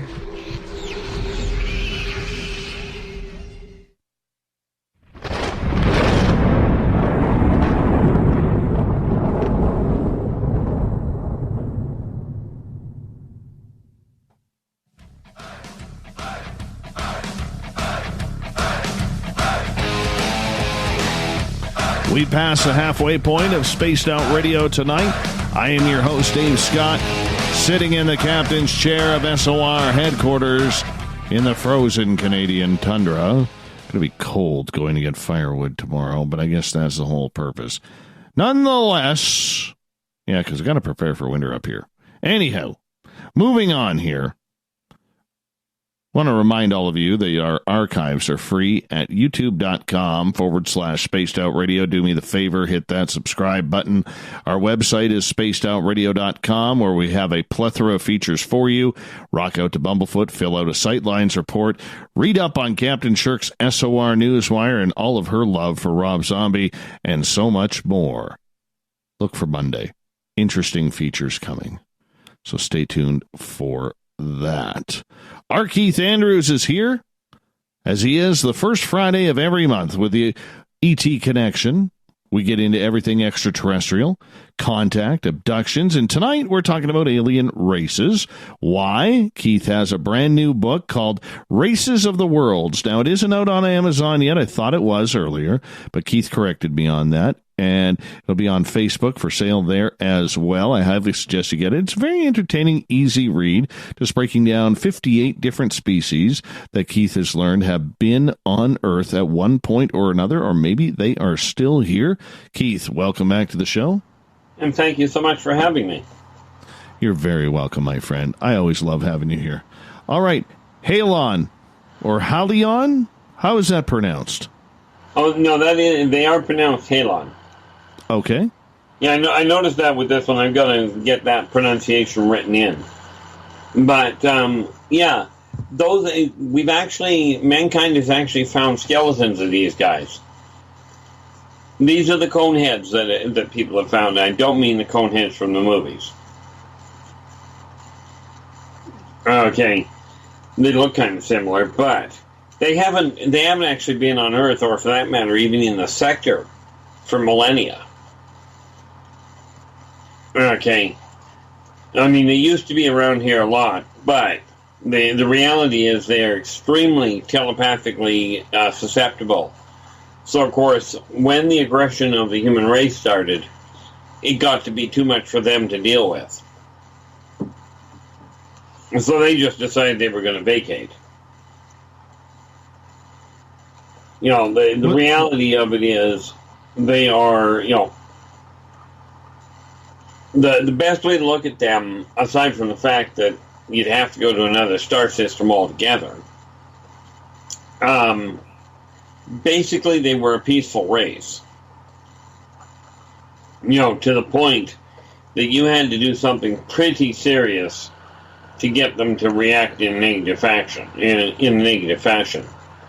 They were absolutely against conflict with the humans, or any other race for that matter. What's their physical stats? Well, they're anywhere from 5 to 7 feet tall.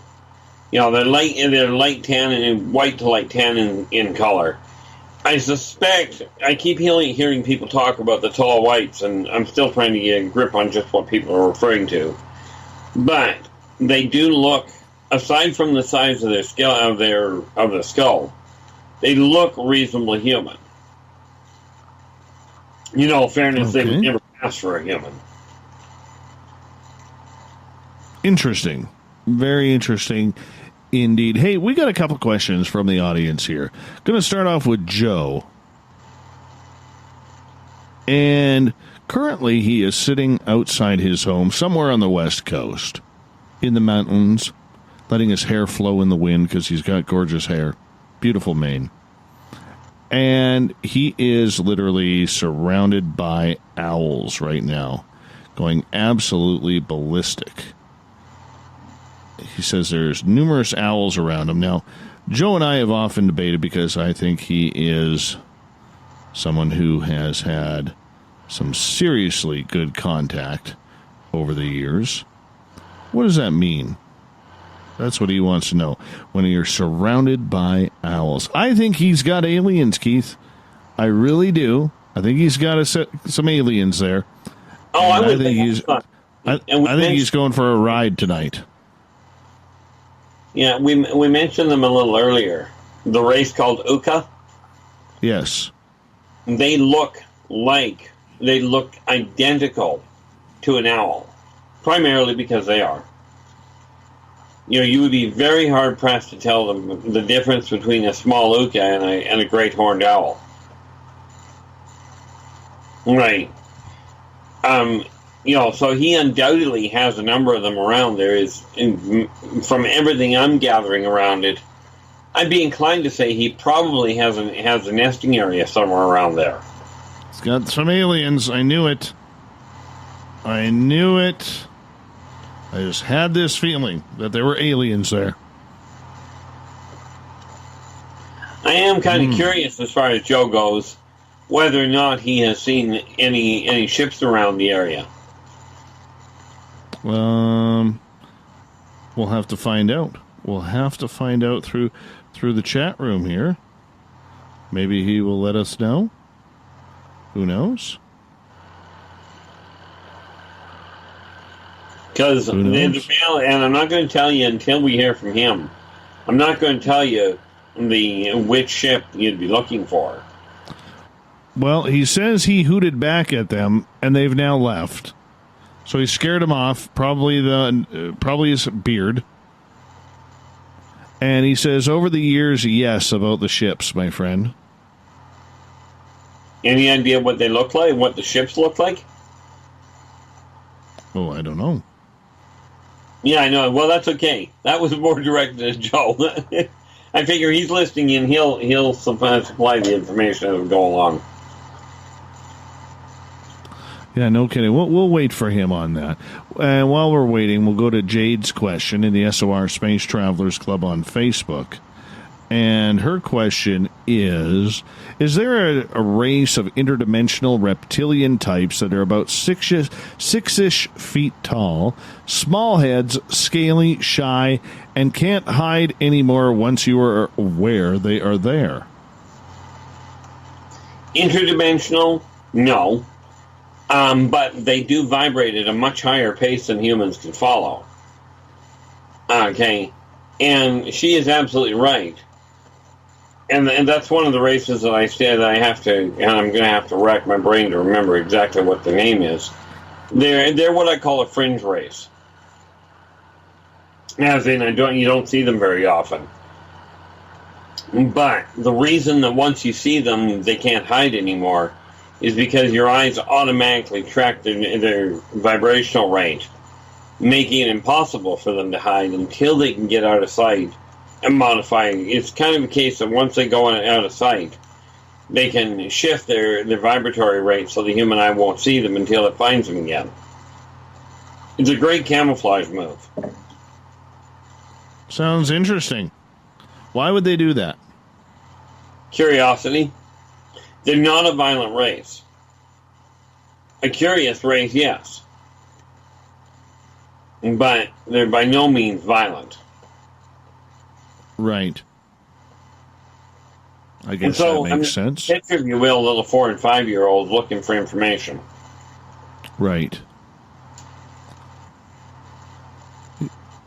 Yeah, we'll get Joe to send you some pictures on Facebook. He's got some interesting craft that he has taken pictures of over his house. Well, that'd be fantastic. Well, I'm going to say thank you ahead of time, Joe. Well, that's the kind of guy Joe is. He's just a big buttercup. That's the way he does things. All right. We're going to move on here. Our Keith Andrews is our guest tonight on Spaced Out Radio. We are talking ET species all night long in his new book, Races of the Worlds. Keith, let's move on, shall we? Absolutely. All right. I'm surprised you put humans down here as an alien species, by the way. Well, you'll notice that the book is actually called Races of the Worlds. Humans are a race of a world. I guess we would be aliens to someone else. Absolutely. Makes sense. Let's move on to the Comalian. Did I get that right? Comalian? Kamalian. Well, it's actually Kamali. but that's okay. This is one of the things I missed. I should have had the pronunciation for a number of these in here. Unfortunately, they're normal to me, so I missed a few of them. But yeah, the Kamalians are a nasty little race. As violent as they get. Okay. And they are very territorial, if you will. You know, they follow the same kind of an idea of what the drakes do. Mind you, they only sit about 7 feet in height. You know, very broad-shouldered. But they are, when we talk about them being predatory, they will hunt whoever is available. They're the kind of race that goes into a war-torn area to clean up. You know, they don't tend to go into places that are heavily armed, as in, you know, they won't go into a place that is where humans have dug in. But if an area has been turned inside out, these guys will quite readily go in before anybody reestablishes a perimeter on it. Mm-hmm. Interesting. So describe them physically. Well, they're roughly 7 feet tall. They are reptilian. They are built like a brick wall, as in very muscular. They've only got 3 fingers. Like 3 fingers and a thumb. But their talons are thick enough that they will punch a hole in concrete and not even slow down. Right. A lot of the reasons they happen to be, like, their blood is green, but that's because it's copper-based. Right, which gives them a very, now they do have a slightly elongated jawline. Much like a caiman. You know, it's not a muzzle as in with a dog. It's more, well, no, caiman's probably wrong. Komodo dragon is probably closer to what you're looking at. From a human standpoint. You know, and again, these guys are very independent, as in, they do mate for life. But they keep their eggs. Unlike many of the other reptilian races, these guys raise their own kids. The biggest problem with them is they happen to be slavers. They are mercenaries. You know, they very much like the Tormenon will work for money, and they have no qualms about kidnapping people or anything else and selling it off on the intergalactic slave market. You know, so some of the people that go missing, you can bet these guys will pick them up. The good news is they don't tend to eat them. They will if the person dies in transit, but they don't. They try and keep them alive for a lot of reasons. You know, and much as they do use close combat weapons, these guys also are very proficient with sonic, optical, and heat-based weaponry. You know, interesting.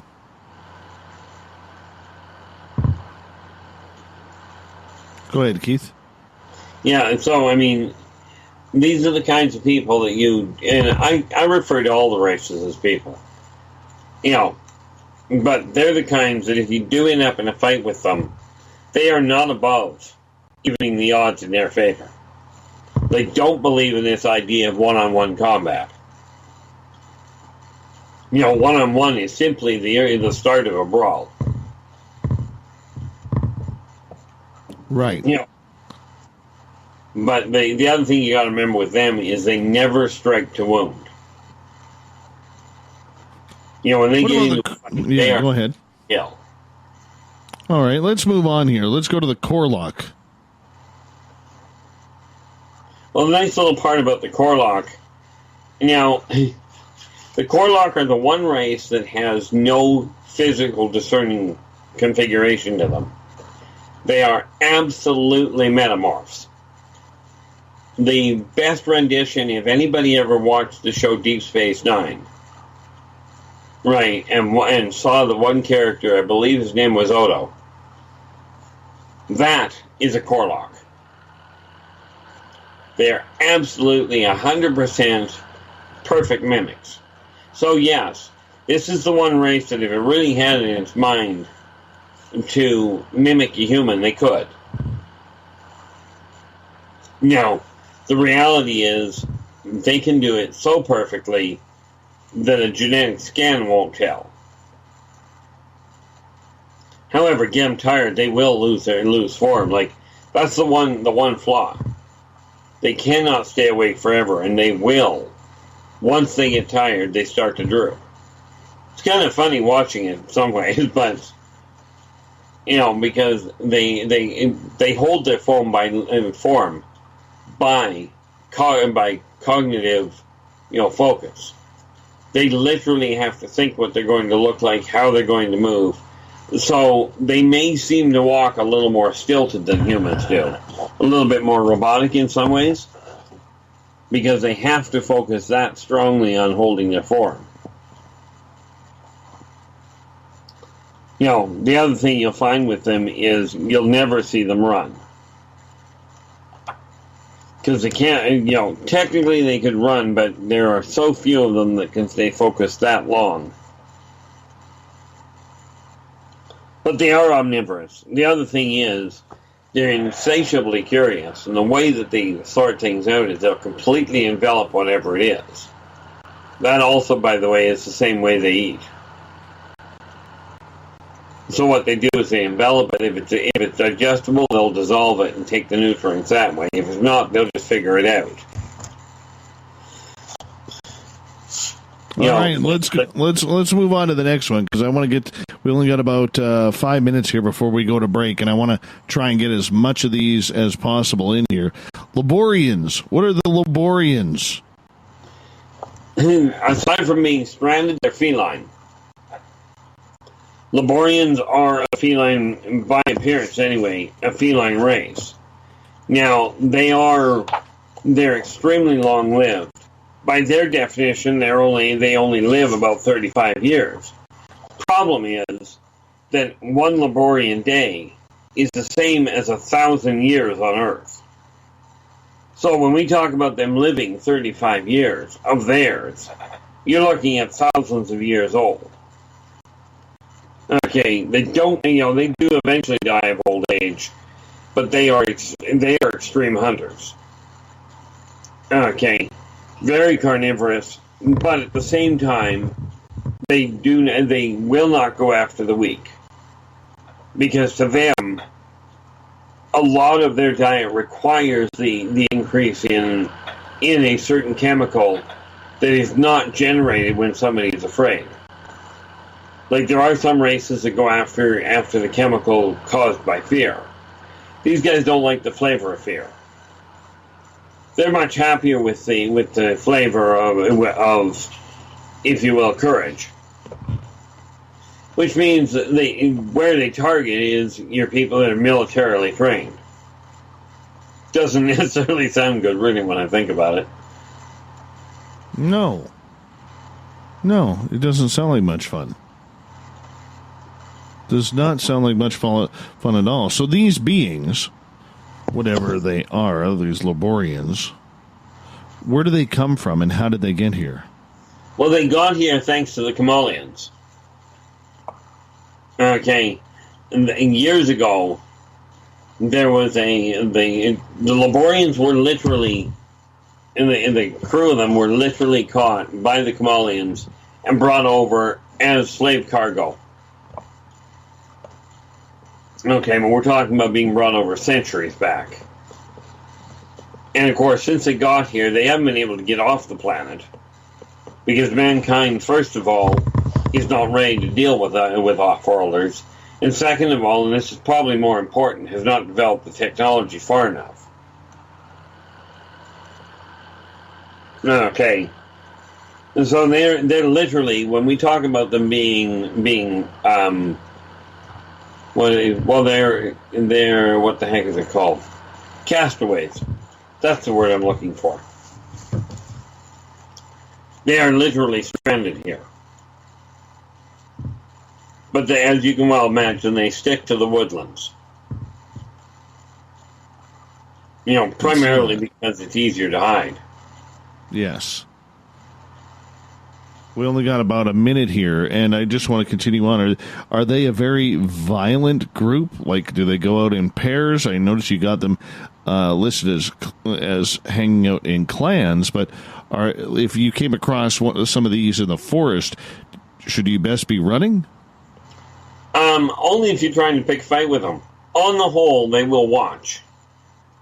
Okay, unless they will turn. Quite frankly, if you're out in the woods, the odds are you're not packing around weaponry and what have you, aside from a machete. So they may well be spotted watching you, but they don't tend to travel together. They're very much loner outside clan quarters. Your 25-cent alien legs are ready again. Yeah. We heard that. Yeah, well, I was thinking of, looking at deep fried bumblebee or something to that effect. I don't know. That looks like some lichen wings right there, my friend. 25-cent lichen wings at R. Keith Andrews' house. Get them while they're hot. That's the problem. Lichen don't have wings. I know. You couldn't just run with me on that one, could you? Oh, you're welcome. Appreciate that.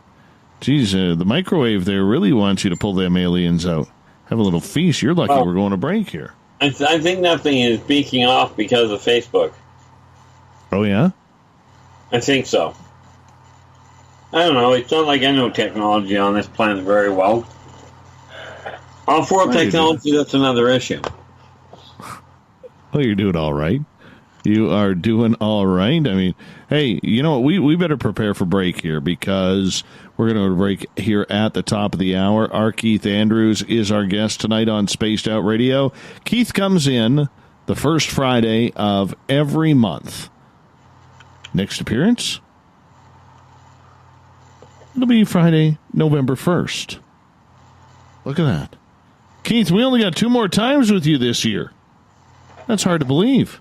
Yeah, it's amazing how fast it's gone. No kidding. I'm sorry I ended up missing a couple of months in the middle of that, but I think I had a viable reason for it. Yeah, absolutely.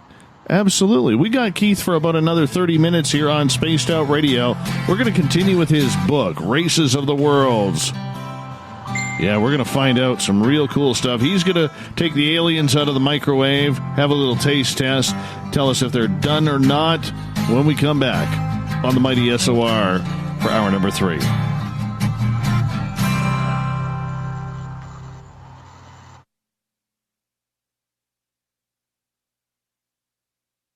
A timepiece is a reflection of who you are, and what better way to show off the real you than with an Escape watch? Escape is a lifestyle brand accessorizing your days and nights. Choose to escape and create the life of discovery that you deserve. Dream, play, unite with your own personalized Escape watch. Head to escapewatches.com. There is no time like the present to enjoy your escape. Use promo code SMF2017 for your 20% discount today. Looking for a place to advertise at a very reasonable cost? Look no further than Spaced Out Radio. SpacedOutRadio.com has an advertising tab that you can click to check out our daily, weekly, and monthly packages to play on the radio, or our website including social media. From commercial spots to banners, we have it all. Check out our competitive pricing today. On the first Tuesday of every month, I encourage you to come along for a journey with me, Geraldine Orozco, on The Spiritual You. Together, we will take a look at how to access the highest expression of yourself and change your life. Consciousness, ET contact, health, and wellness, we can talk about it all. So come along for a spiritual ride with me, Geraldine Orozco, on The Spiritual You, only on Spaced Out Radio. Every night on Spaced Out Radio, we have places for you to hang out. Hi, this is Carl. Join our SOR Space Travelers group on Facebook for live chat. On Twitter, using hashtag Spaced Out Radio, you can also join us in our Spreaker chat room. Check us out on Instagram at Dave Scott SOR. All of our archives are free on YouTube at Spaced Out Radio. By the way, I'll be watching you at your window until you do. Bye! Looking for something new to push your limits? Look Beyond the Spectrum, a new docuseries featuring some of the best researchers in the world when it comes to everything from UFOs, government cover-ups, and Bigfoot in the forest. Truth seekers like Steve Bassett, Dr. Jeff Meldrum, Richard Dolan, as well as others all chip in to bring their knowledge to you. Beyond the Spectrum can be found on Amazon as well as Tubi TV. Tell us what you think on our Amazon page. Hello, this is your guitar man, Ron Bumblefoot Thal, and I have to tell you, I love the response I get for Little Brother is Watching from Spaced Out Radio fans. It's amazing how music can inspire and make people think deeper about what's going on in the supernatural world. You can head over to my website, bumblefoot.com, to check out my music, my guitar workshops, my touring, even check out some of the hot sauces that I'm working on. And make sure you keep on listening, because with Spaced Out Radio, you know Little Brother is watching. Move over, brother, and let me own Saturday night. This is Rich Giordano, and I'm inviting you to tune on in to Spaced Out Saturdays starting at 9 p.m. Pacific, 12 a.m. Eastern, where I'm going to bust open the lids on everything paranormal. Why? Because we want answers, and I'm the guy who's going to deliver those answers to you. Join the chat rooms, and we'll see you this Saturday. Just be there. No, really. At spacedoutradio.com, we have a little bit of everything for you to stay up late. So while you're there, check out our SOR Newswire, where our team brings you stories of the weird and strange to the WTF from around the globe. News on Bigfoot, UFOs, paranormal, Darwinian-type crime tales. It's the stories that the mainstream media usually won't touch. Well, we got them all on the SOR Newswire, only at spacedoutradio.com. Are you intrigued by Paranormal Talk Radio? You'll love the new Paranormal Radio app from TalkStream Live. You'll find a great selection of talk shows covering UFOs, ghosts, strange phenomena, and much more. Download the Paranormal Radio app now and start listening to the very best in paranormal talk entertainment, including the network you're listening to right now, the Paranormal Radio app, free in Google Play and the iOS App Store. Heading to Vancouver and looking for a night on the town?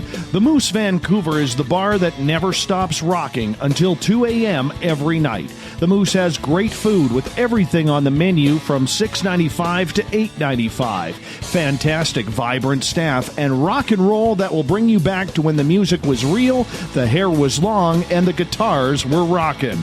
Get your party on at the Moose Vancouver, the official party bar of Spaced Out Radio. A little bit of science, a little bit of skepticism.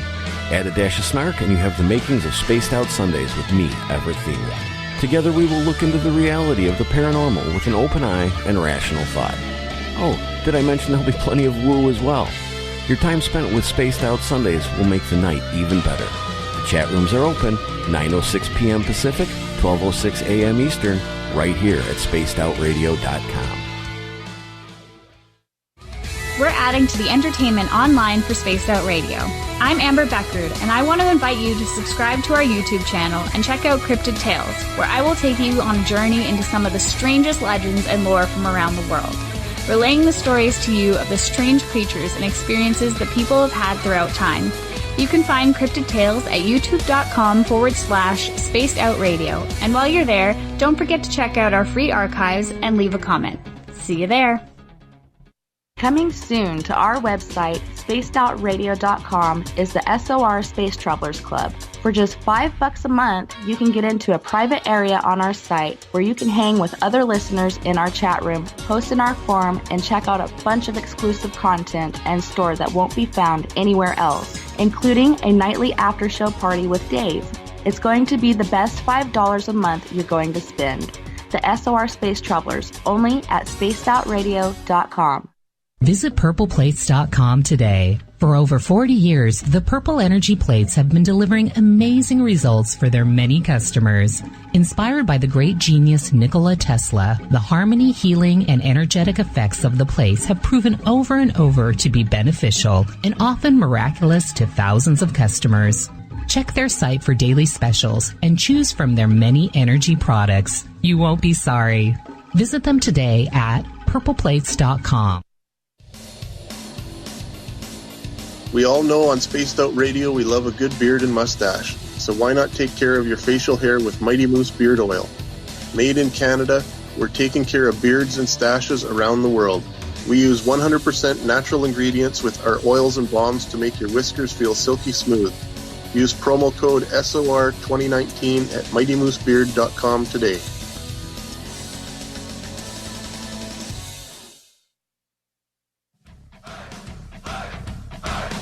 Would you like to connect with us? Head to spacedoutradio.com for all your latest show info. Now, back to Dave Scott and SOR. Welcome back to the third and final hour of Spaced Out Radio tonight. I am your host, Dave Scott. Great to have you along for the ride.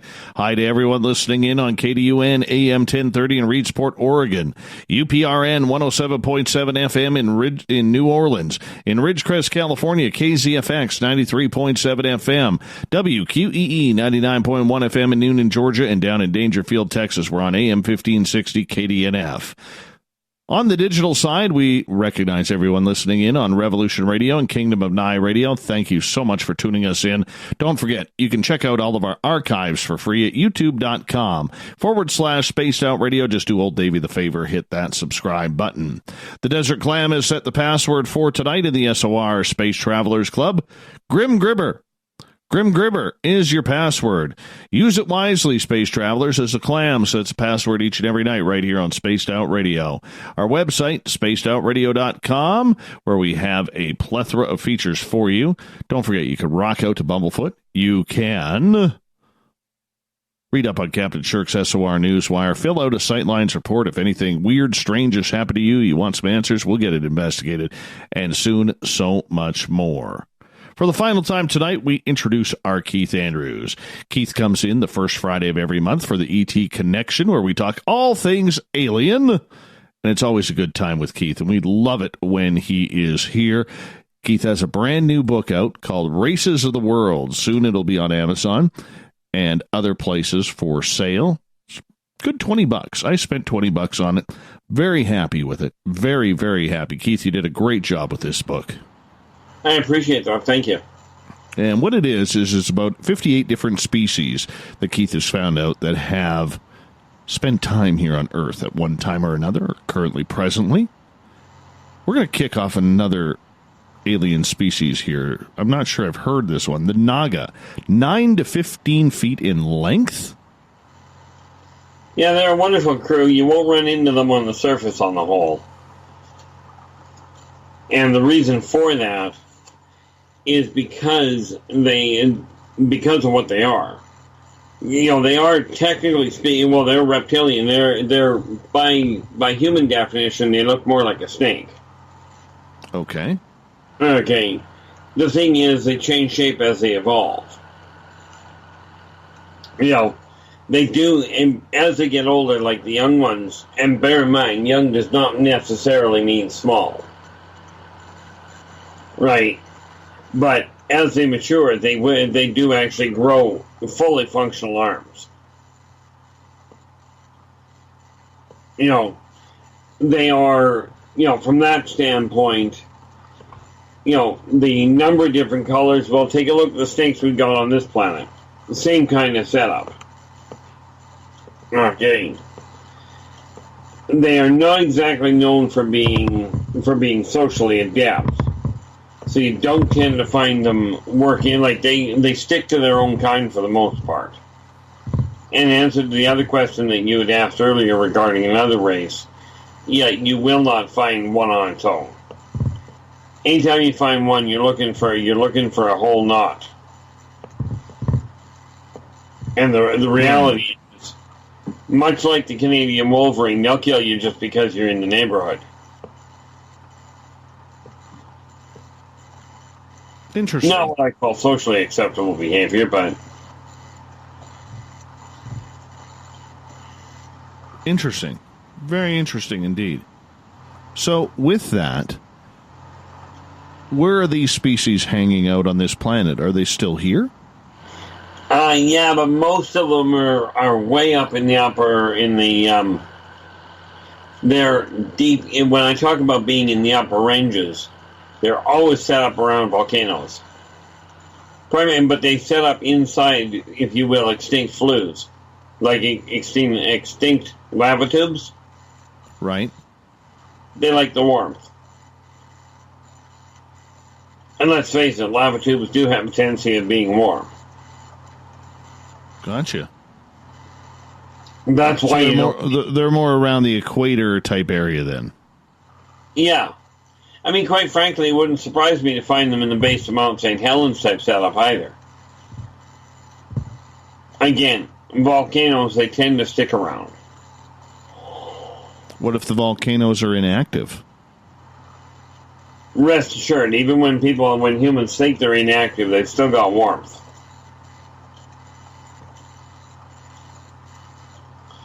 You see, many times humans mistake sleeping as being inactive. They thought for centuries that Pompeii was inactive until it blew up. Well, actually, it was Krakatoa that blew up and did that. Same problem when Thera went. Right. You know, it had been inactive for as long as anybody could remember when it detonated. Right. Okay. Let's move on to another species here. The Owara, or the Wara. The Wara are what is most easily described as your violent Sasquatch. They're a little different in configuration, but they will be mistaken for Sasquatch quite readily. They've got about the same gait. Their arms are a little longer. The difference is they're the ones that will get violent towards you. Right. They do not come from this planet by any functional stretch. And they're not here to conquer, but they are hunters. In their case, they'll take whatever's available. You know, very, very territorial. The one way that you can tell if you've got war in the area, more often than not, they have figured out how to camouflage themselves so you won't see them. Right, they vibrate at a very funny rate, which makes it almost impossible to see. But you may have seen them yourself. You've seen their huts. Have you ever, in all your travels, come across what look like trees that have been woven into a dome? You know what? I have. Just once. But yes. That is likely a Wara nest. Okay. What you do is look around for, you're not likely to find full footprints because of the way that they walk. First of all, half the time they look like it's a handprint. Because much like Terran apes, they have completely opposable feet. And of course, that does give them the ability to climb, like nobody's business. Which means they don't have to leave footprints because they're always around trees. I hear you. All right. Let's move on as we only got about 15 minutes left with you tonight. Quaddle. What are the Quaddle?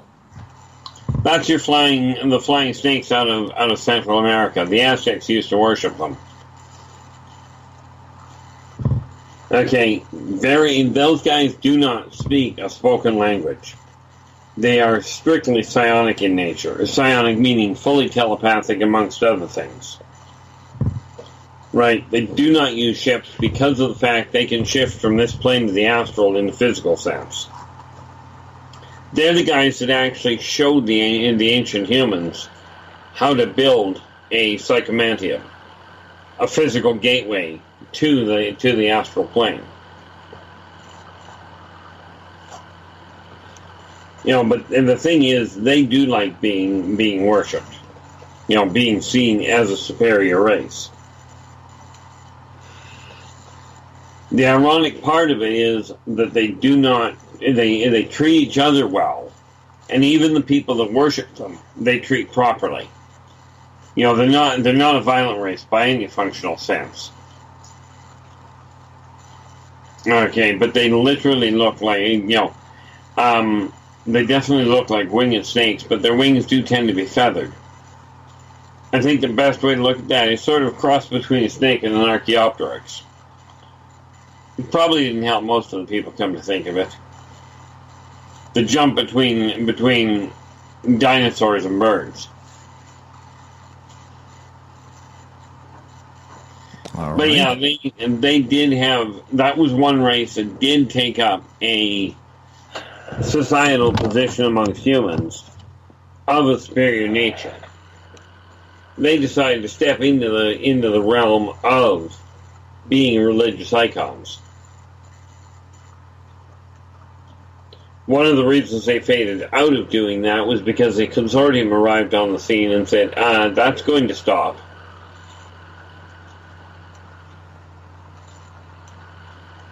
Something about impersonating God is not really accepted by the consortium. No, they're not happy with that. No, not really. They're not happy with that.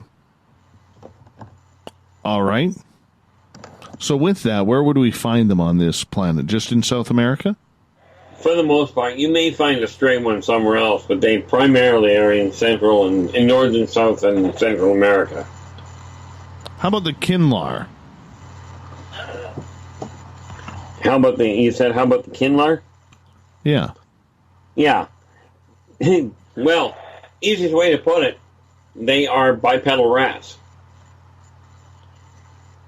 They are a vicious group.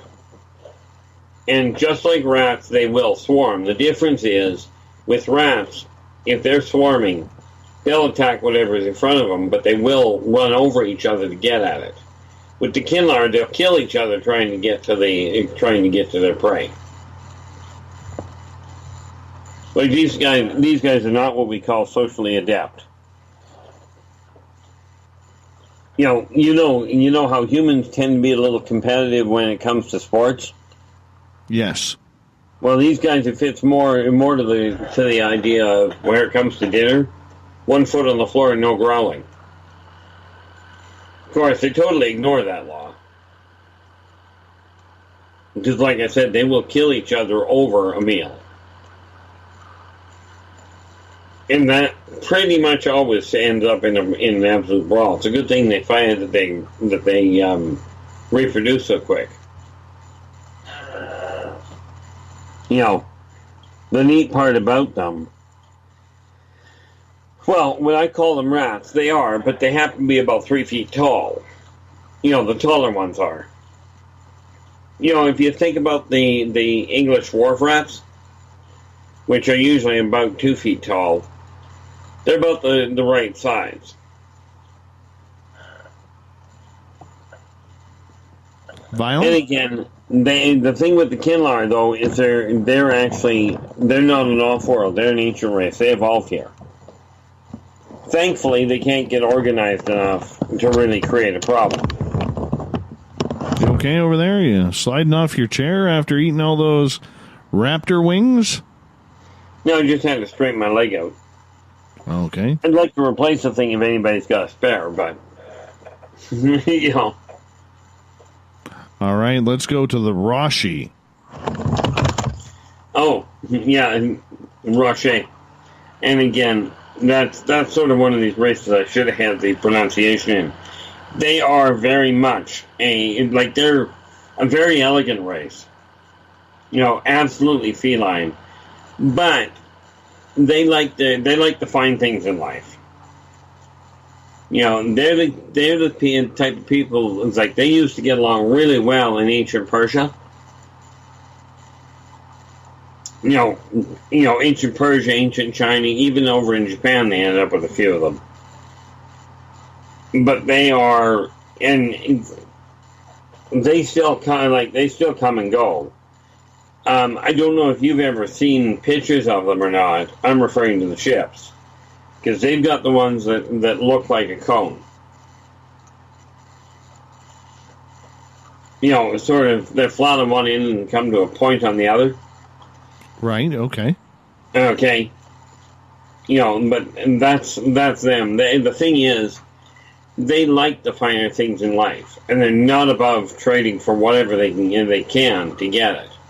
Like, given a choice between, much like humans, given a choice between a, you know, let's say a cotton sheet, they will take that hands down. You know, these guys like to live in the lap of luxury. Picture, if you will, a cat at its finest. Solar powered and just wants everything to be the best of the best, as it were. All right, let's keep on moving here because we are running out of time and I want to get a few more of these in. The Shadow Walkers. Oh, those are the people that most people have heard of them. Humans call them vampires. And they are definitely hunters. You know, are they affected by religious icons and what have you? No. They are affected by garlic, but that's because they've got heightened sense of taste and heightened sense of smell. And if you've ever smelled something that's heavy in garlic, you wouldn't like it either. Do they regenerate quickly? If they've got hemoglobin, the answer is yes. Okay. The ironic part about it is they have two ways of reproducing. The natural method, which is heterosexual, or by infection.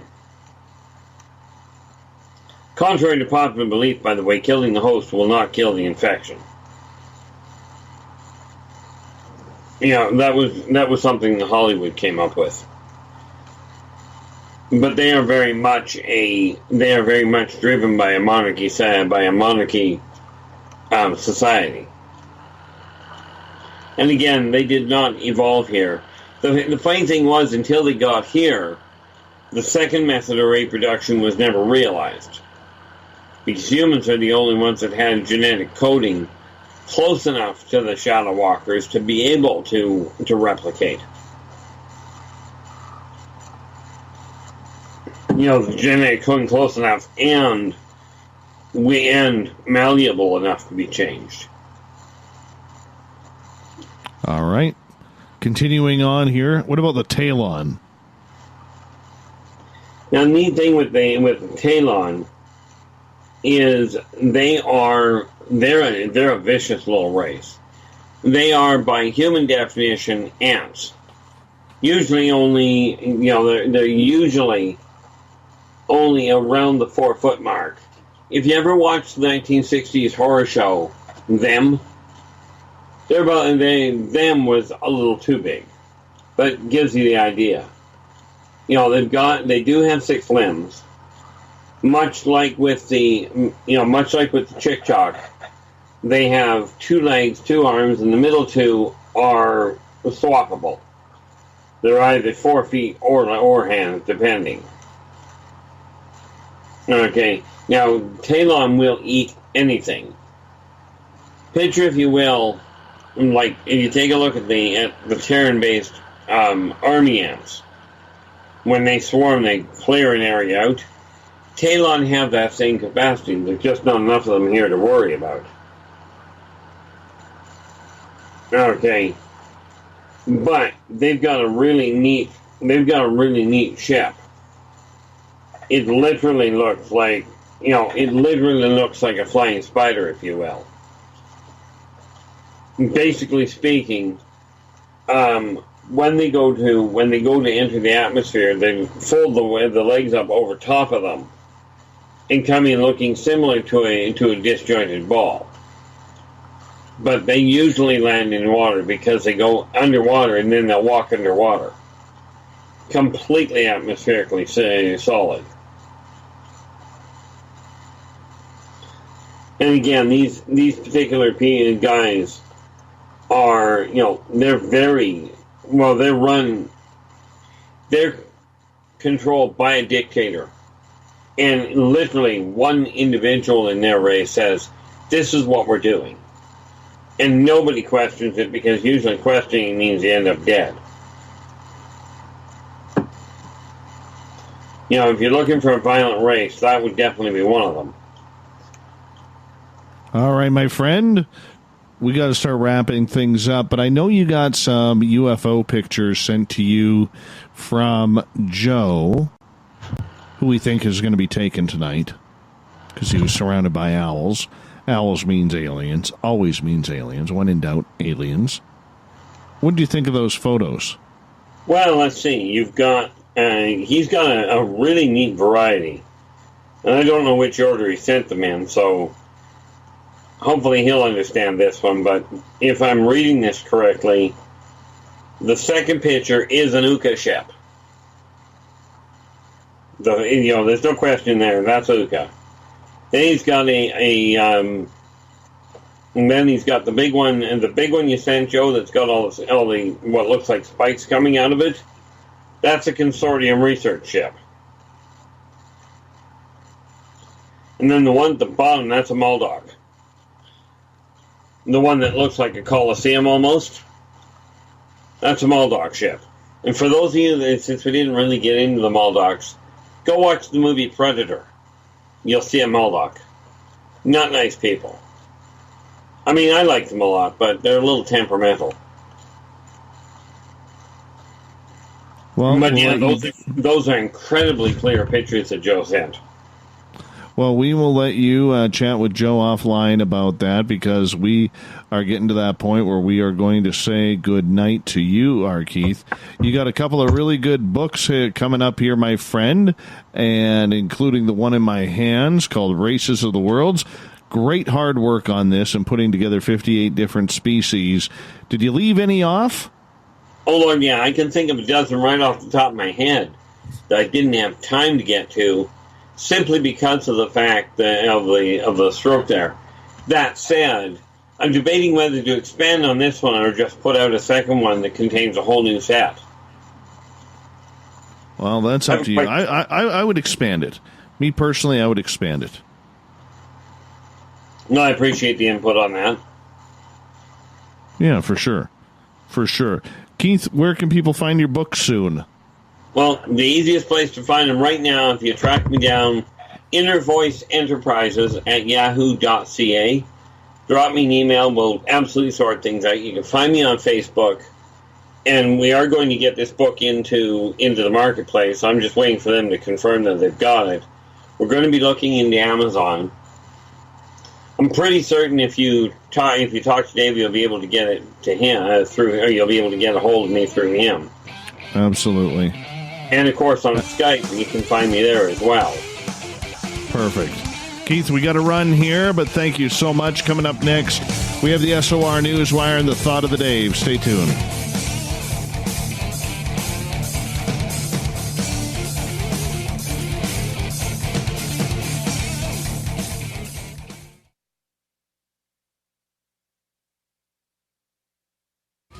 We're adding to the entertainment online for Spaced Out Radio. I'm Amber Beckard, and I want to invite you to subscribe to our YouTube channel and check out Cryptid Tales, where I will take you on a journey into some of the strangest legends and lore from around the world, relaying the stories to you of the strange creatures and experiences that people have had throughout time. You can find Cryptid Tales at youtube.com/Spaced Out Radio. And while you're there, don't forget to check out our free archives and leave a comment. See you there. Coming soon to our website, spacedoutradio.com, is the SOR Space Travelers Club. For just $5 a month, you can get into a private area on our site where you can hang with other listeners in our chat room, post in our forum, and check out a bunch of exclusive content and store that won't be found anywhere else, including a nightly after-show party with Dave. It's going to be the best $5 a month you're going to spend. The SOR Space Travelers, only at spacedoutradio.com. We all know on Spaced Out Radio we love a good beard and mustache, so why not take care of your facial hair with Mighty Moose Beard Oil? Made in Canada, we're taking care of beards and stashes around the world. We use 100% natural ingredients with our oils and balms to make your whiskers feel silky smooth. Use promo code SOR2019 at MightyMooseBeard.com today.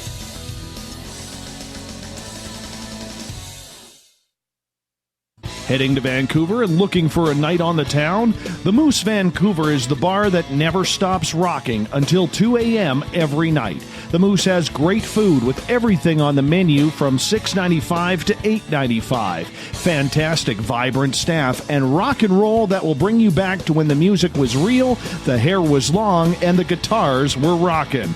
Get your party on at the Moose Vancouver, the official party bar of Spaced Out Radio.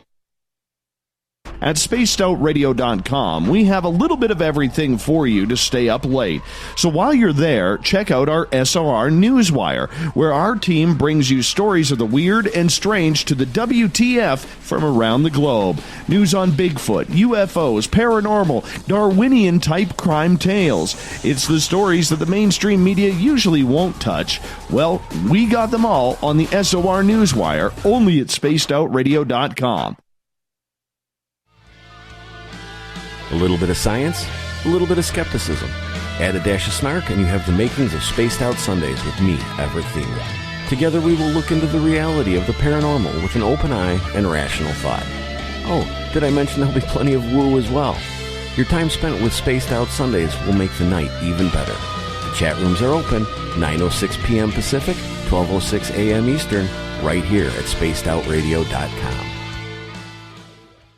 So, you love talk radio? Then you'll love TalkStreamLive.com. TalkStream Live is always on, 24/7, with the best streaming talk shows. Find your favorite talkers and discover some new ones. It's free, readily available online or on mobile with any smartphone or tablet. Finding your favorite talk shows all in one place has gotten a whole lot easier. Just go to TalkStreamLive.com. Be sure to download the free apps from Google Play or the iTunes App Store. Move over, brother, and let me own Saturday night. This is Rich Giordano, and I'm inviting you to tune on in to Spaced Out Saturdays starting at 9 p.m. Pacific, 12 a.m. Eastern, where I'm going to bust open the lids on everything paranormal. Why? Because we want answers, and I'm the guy who's going to deliver those answers to you. Join the chat rooms, and we'll see you this Saturday. Just be there. No, really. We're bringing you something new to the documentary world. Beyond the Spectrum will take you on an historic tour of topics like no other. Sasquatch, UFOs, government secrecy, and more, keeping you on the edge of your seats through the eyes of legendary truth seekers like Steve Bassett, Richard Dolan, Dr. Jeff Meldrum, and Jack Kasher. Head on over to Amazon Prime or Tubi TV and check us out. Please leave a comment for the filmmakers on their film's Amazon page. Every night on Spaced Out Radio, we have places for you to hang out. Hi, this is Carl. Join our SOR Space Travelers group on Facebook for live chat. On Twitter, using hashtag Spaced Out Radio. You can also join us in our Spreaker chat room. Check us out on Instagram at Dave Scott SOR. All of our archives are free on YouTube at Spaced Out Radio. By the way, I'll be watching you at your window until you do. Bye! Looking for a place to advertise at a very reasonable cost? Look no further than Spaced Out Radio. SpacedOutRadio.com has an advertising tab that you can click to check out our daily, weekly, and monthly packages to play on the radio, or our website including social media. From commercial spots to banners, we have it all. Check out our competitive pricing today. Hello, this is your guitar man, Ron Bumblefoot THAL, and I have to tell you, I love the response I get for Little Brother is Watching from Spaced Out Radio fans. It's amazing how music can inspire and make people think deeper about what's going on in the supernatural world. You can head over to my website, bumblefoot.com, to check out my music, my guitar workshops, my touring, even check out some of the hot sauces that I'm working on. And make sure you keep on listening, because with Spaced Out Radio, you know Little Brother is watching. Visit purpleplates.com today. For over 40 years, the Purple Energy Plates have been delivering amazing results for their many customers. Inspired by the great genius Nikola Tesla, the harmony, healing, and energetic effects of the plates have proven over and over to be beneficial and often miraculous to thousands of customers. Check their site for daily specials and choose from their many energy products. You won't be sorry. Visit them today at purpleplates.com.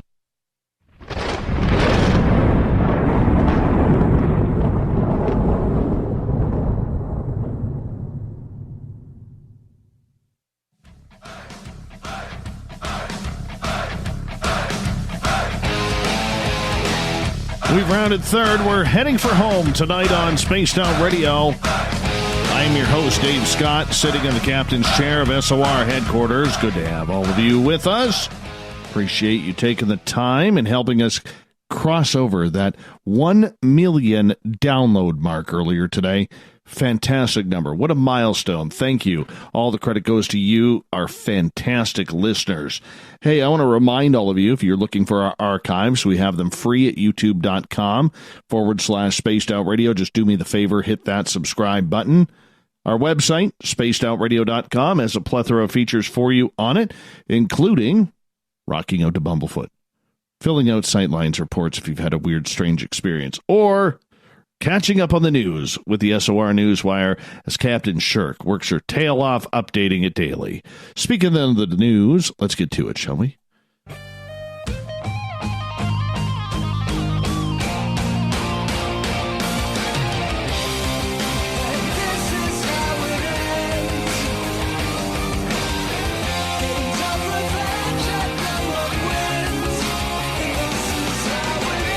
The news is always changing, which is why we bring you the SOR Newswire at the back end of every show, where we get to the weird, the strange, those head scratchers that just sometimes we got to read twice.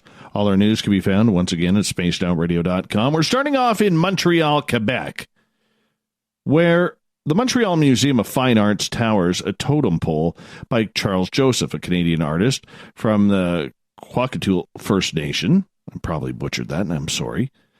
In the early hours of September 20th, the left hand of this striking piece of artwork was stolen, prompting both the museum and Joseph to issue a plea for its return. Fortunately, their appeals seemed to have worked. According to Marion Scott, the thieves have returned the hand, also taking it upon themselves to leave a rather contrite apology note. In the statement, revealed that the stolen appendage was deposited on the museum's doorstep at some point on the night of October 1st and October 2nd. In the apology letter, the vandals explained that at the time of the crime, they were not in a sober state of mind, had no idea what the totem pole was. Quote, "After we realized what this stood for and represented for so many people, we immediately felt sick to our stomach," the note continued. "We would like to let everyone know that in no way, shape, or form was this done in spite. The theft was particularly upsetting because Joseph's artwork pays tribute to children who suffered under Canada's residential school program, which sought to forcibly assimilate the country's Indigenous peoples. Between the early 19th century and 1996, when the last residential school closed, an estimated 150,000 First Nation, Inuit, and Métis children were required to attend the institutions. Students were kept away from their parents for much of the year and punished severely if they spoke their native language or practiced their ancestral customs. Yeah, it's horrible, absolutely horrible that it was done in this country. Garbage. Don't know what the government was thinking.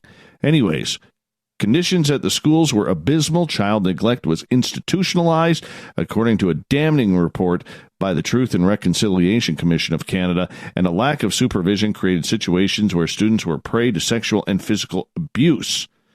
Yeah, horrible, horrible situation. Glad it's over. Anyways, after Joseph learned of the theft of the artwork's left hand, he made a public request for its return. It might not mean anything to them. Maybe they just liked the way it looked. But bring it back so we can fix it. It means a lot to me, he added. In their apology note, the thieves stressed that they were indeed unaware of the totem pole's significance. We were simply ignorant of what it symbolized and have decided we were 100% needed to return it. They wrote, "We are sorry for any pain and anger we have caused. Love for all people." Well, at least they did the right thing. At least they did the right thing and returned it, for sure.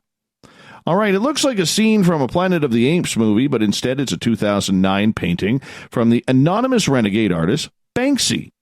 Thursday, this piece of work, which is called Devolved Parliament, sold at auction for $12 million. The painting depicts a group of chimpanzees deliberating in Britain's House of Commons, a thinly veiled commentary from the artist, about whom little is known for sure beyond his British citizenship.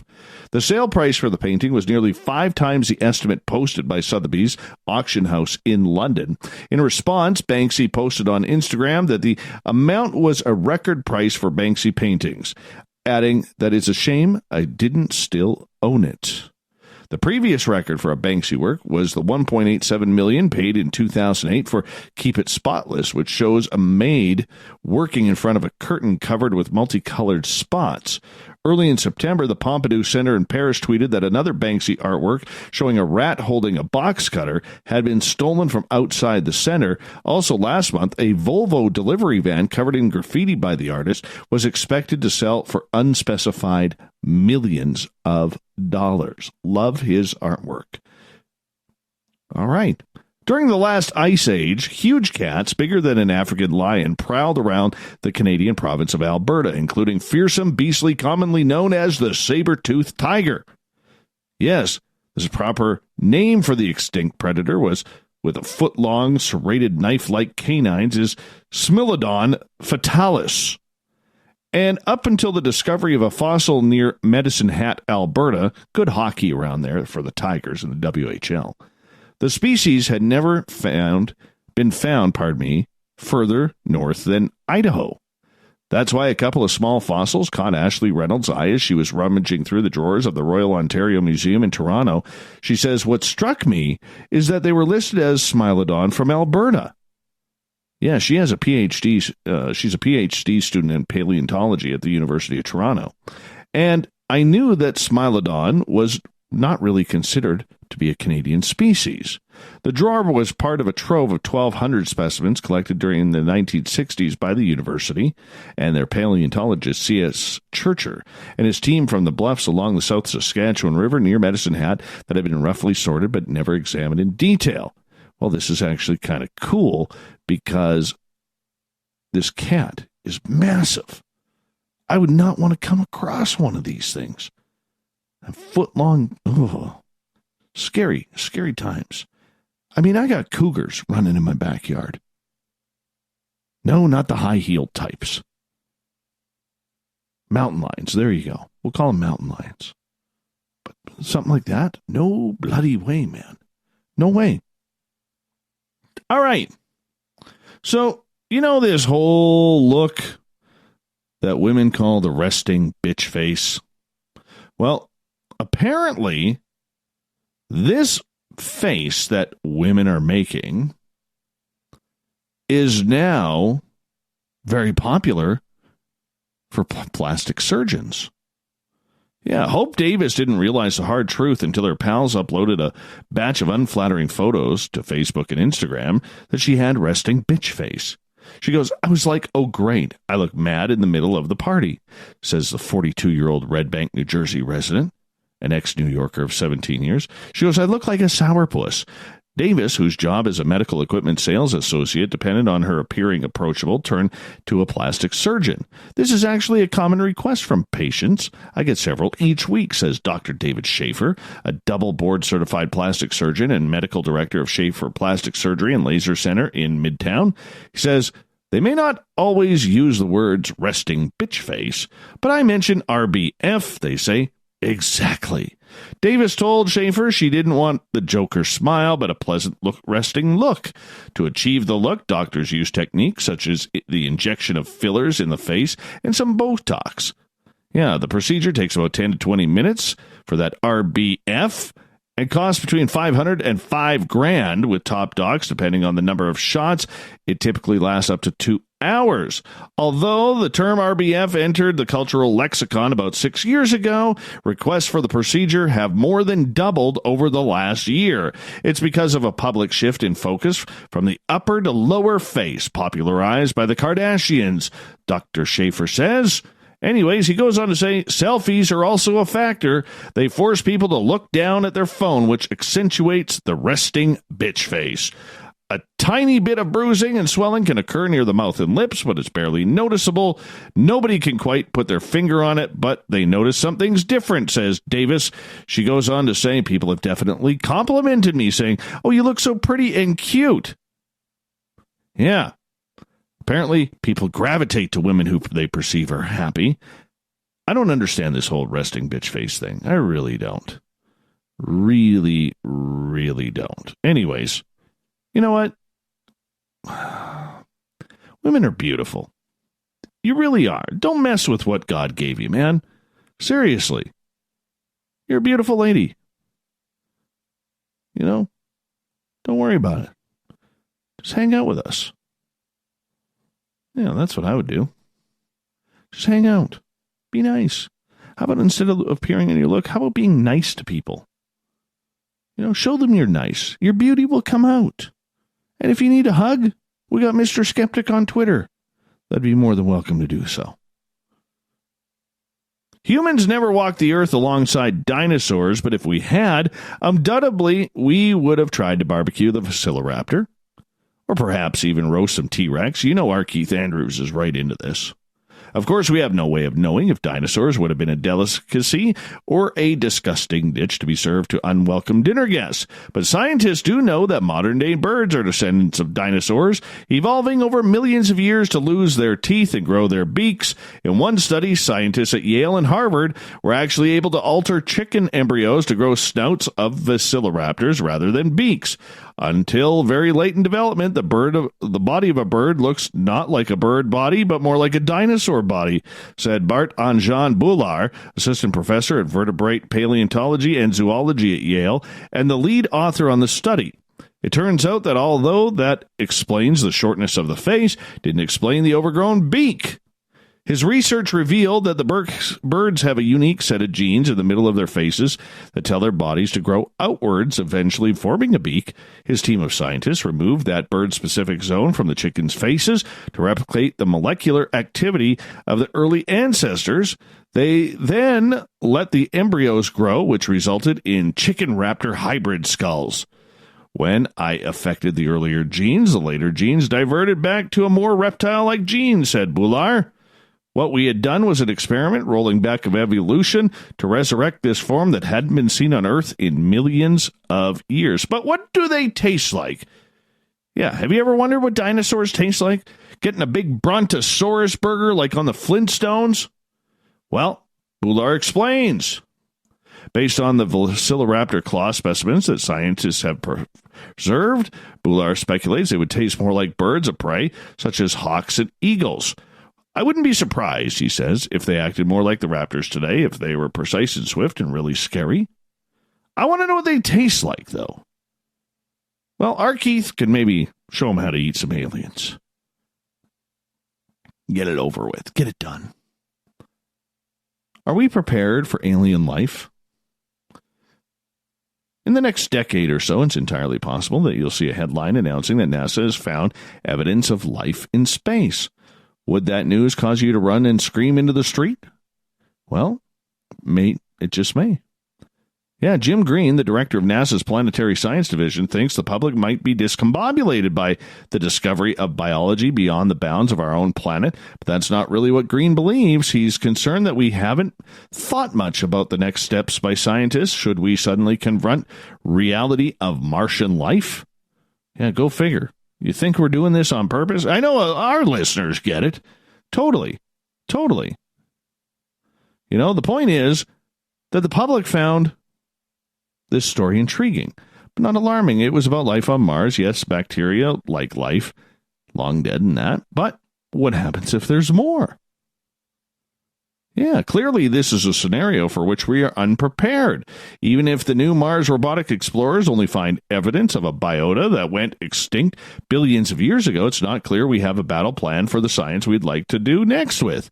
Green's admonition applies. Unlike the Boy Scouts, we're not quite prepared for alien life. And then there is this. For many people, the term Martians calls to the mind of intelligent beings, usually with a less than sympathetic attitude towards Earthlings. For these folks, a statement that we are not prepared for a discovery of life on Mars sounds like a worrisome deficiency in military preparedness. For anyone familiar with the actual conditions on Mars, this is a silly concern. There are no civilized species on the red planet that we know of, and no evidence that we were ever there that we know of. If Martians are hunkered down on the Earth's little ruddy buddy, you'd need a 40-time magnification to see them. They're not coming to Earth unless we pack them up and haul them back in our rockets. Yeah, I don't know about that. That sounds just so scientific-y. All right. If you haven't seen this video, it's pretty darn cool. A fleet of lights recorded off North Carolina's Outer Banks has ignited a debate of whether they are honest-to-goodness UFOs or just part of a mysterious military exercise. William Guy, or if he was in Quebec, William Guy, posted a 31-second video on YouTube showing what appears to be 14 glowing orbs over the water. He refers to it as a real UFO sighting. Anybody tell me what it is? Guy says in the video, or Guy. We're in the middle of the ocean on a ferry, nothing around. Look, nothing around. No land, nothing, he says. Guy told the McClatchy News Group from Indiana, or that he is from Indiana, and is among the workers sent to repair damage on the Ocracoke Island caused by intense flooding during Hurricane Dorian. The video was filmed aboard a ferry crossing the Pamlico Sound from Ocracoke Island to Swan Quarter on the mainland. The lights appeared for at least a minute and a half. Pamlico Sound is not part of the Atlantic Ocean, but a large body of water that separates Outer Banks from the mainland in North Carolina. The incident happened September 18th. Yeah, the footage has left conspiracy theorists and the world in shock. Prepare to be amazed, people are writing. Commenters on YouTube are divided as to whether the lights are UFOs or just flares by a military plane. The latter is plausible given the proximity of the Outer Banks to multiple military facilities, including Camp Lejeune and Fort Bragg in eastern North Carolina. I highly suggest you check this video out. It is actually quite impressive. Now, I'm not sure I agree with this next one. All right. But we're going to go there. Apparently, the Beatles' Abbey Road has returned to number one in the UK 50 years after it first topped the album charts. Fab 4 reclaimed the top spot with an expanded anniversary edition. The feat also sees the album set a record, the gap of 49 years, 252 days, since its initial chart-topping run ended in the early 1970s. It's the longest gap before returning to number one. Hard to believe that Abbey Road still holds up after all these years, tweeted Sir Paul McCartney. But then again, it's a bloody cool album, he added. The new version features original tracks such as Here Comes the Sun, Come Together, as well as previously unheard material from recording sessions. How is it not Appetite for Destruction? Guns N' Roses. How is it not? I don't get it. Don't get it at all. My Yankees won today. Game 1, ALDS, a shellacking.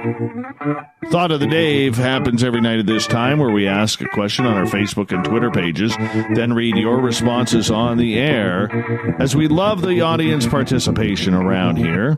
Today's Thought of the Dave is as follows. Oh, goodness, I gotta find these now. Totally unprepared here. Very unprofessional. Where'd it go? It disappeared on me.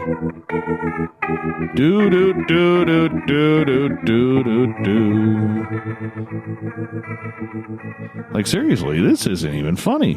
Where did my Thought of the Dave go? It's totally disappeared. Here we go. How many alien species have you been in contact with? I knew I'd find it. Mr. Skeptic. Depends on if it's a health inspector asking. Gregory. Have not had official contact, Dave. Just orbs and small craft for over an hour, but no dialogue yet. Working on having a chat one day soon. Joe. otherwise known as Moon Joey.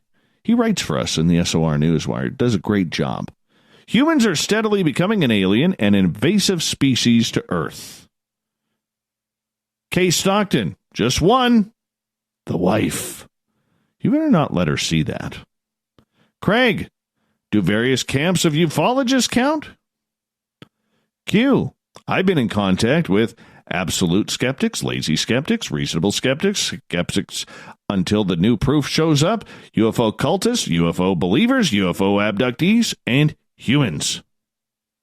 Lone Wolf, I'm fairly certain that about 75% of the planet I've seen in Walmart after dark are not from this planet. Julie, 3. More if you count spirits or something like that. I saw Sasquatch in the 70s, humanoid Barbie people, the Nordics, around the same time period, a light being in my bedroom in the early 80s. Regina, or is she Regina? Do Trump supporters count? Oh, she went there. She totally went there. Thanks to everybody participating in the Thought of the Dave today. We'll do it all again on Monday. Really appreciate you doing that. Big thanks to Captain Shirk for getting all of our news ready for the SOR Newswire, because she actually works her tail off. She does it every day. Every day. What? Yes, every day. What? Yeah, every day Captain Shirk is doing that. Give her a round of applause as well, because we really love and appreciate her and the job she does to make us look really good on our news section. And, of course, to R. Keith Andrews, his brand new book, Races of the Worlds, soon on Amazon. Contact Keith on his Facebook page. He'd love to sell you a book. It's really, really good and really worth it. Keith comes in for the ET Connection the first Friday of every month. He will be back on November 1st. We got Mr. Ron Bumblefoot THAL rocking in the background with Little Brother is Watching. Bumblefoot is the official music of Spaced Out Radio, rocking us in and out of every single show. Get your horns up for the guitar god himself. Special thanks to everybody listening in at work, at home, in your cars, on Twitter at hashtag Spaced Out Radio, the SOR Space Travelers Club on Facebook, Spreaker, and Revolution Radio, wherever you may be. Please remember, this show is copyright by Spaced Out Radio and SOR Media Ventures Limited. Thank you so much for sharing your week with us, because together, my friends, we own the night. Mr. Bumblefoot, we need a favor. We need you to take us home.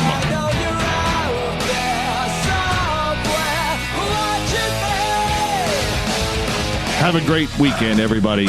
Good night. Hey, hey, hey, hey, da-da-da-da. Hey, hey, hey, hey, hey, hey, da-da-da-da. Hey, hey, hey, hey, hey, hey, da-da-da-da. Hey, hey, hey, hey, hey, hey.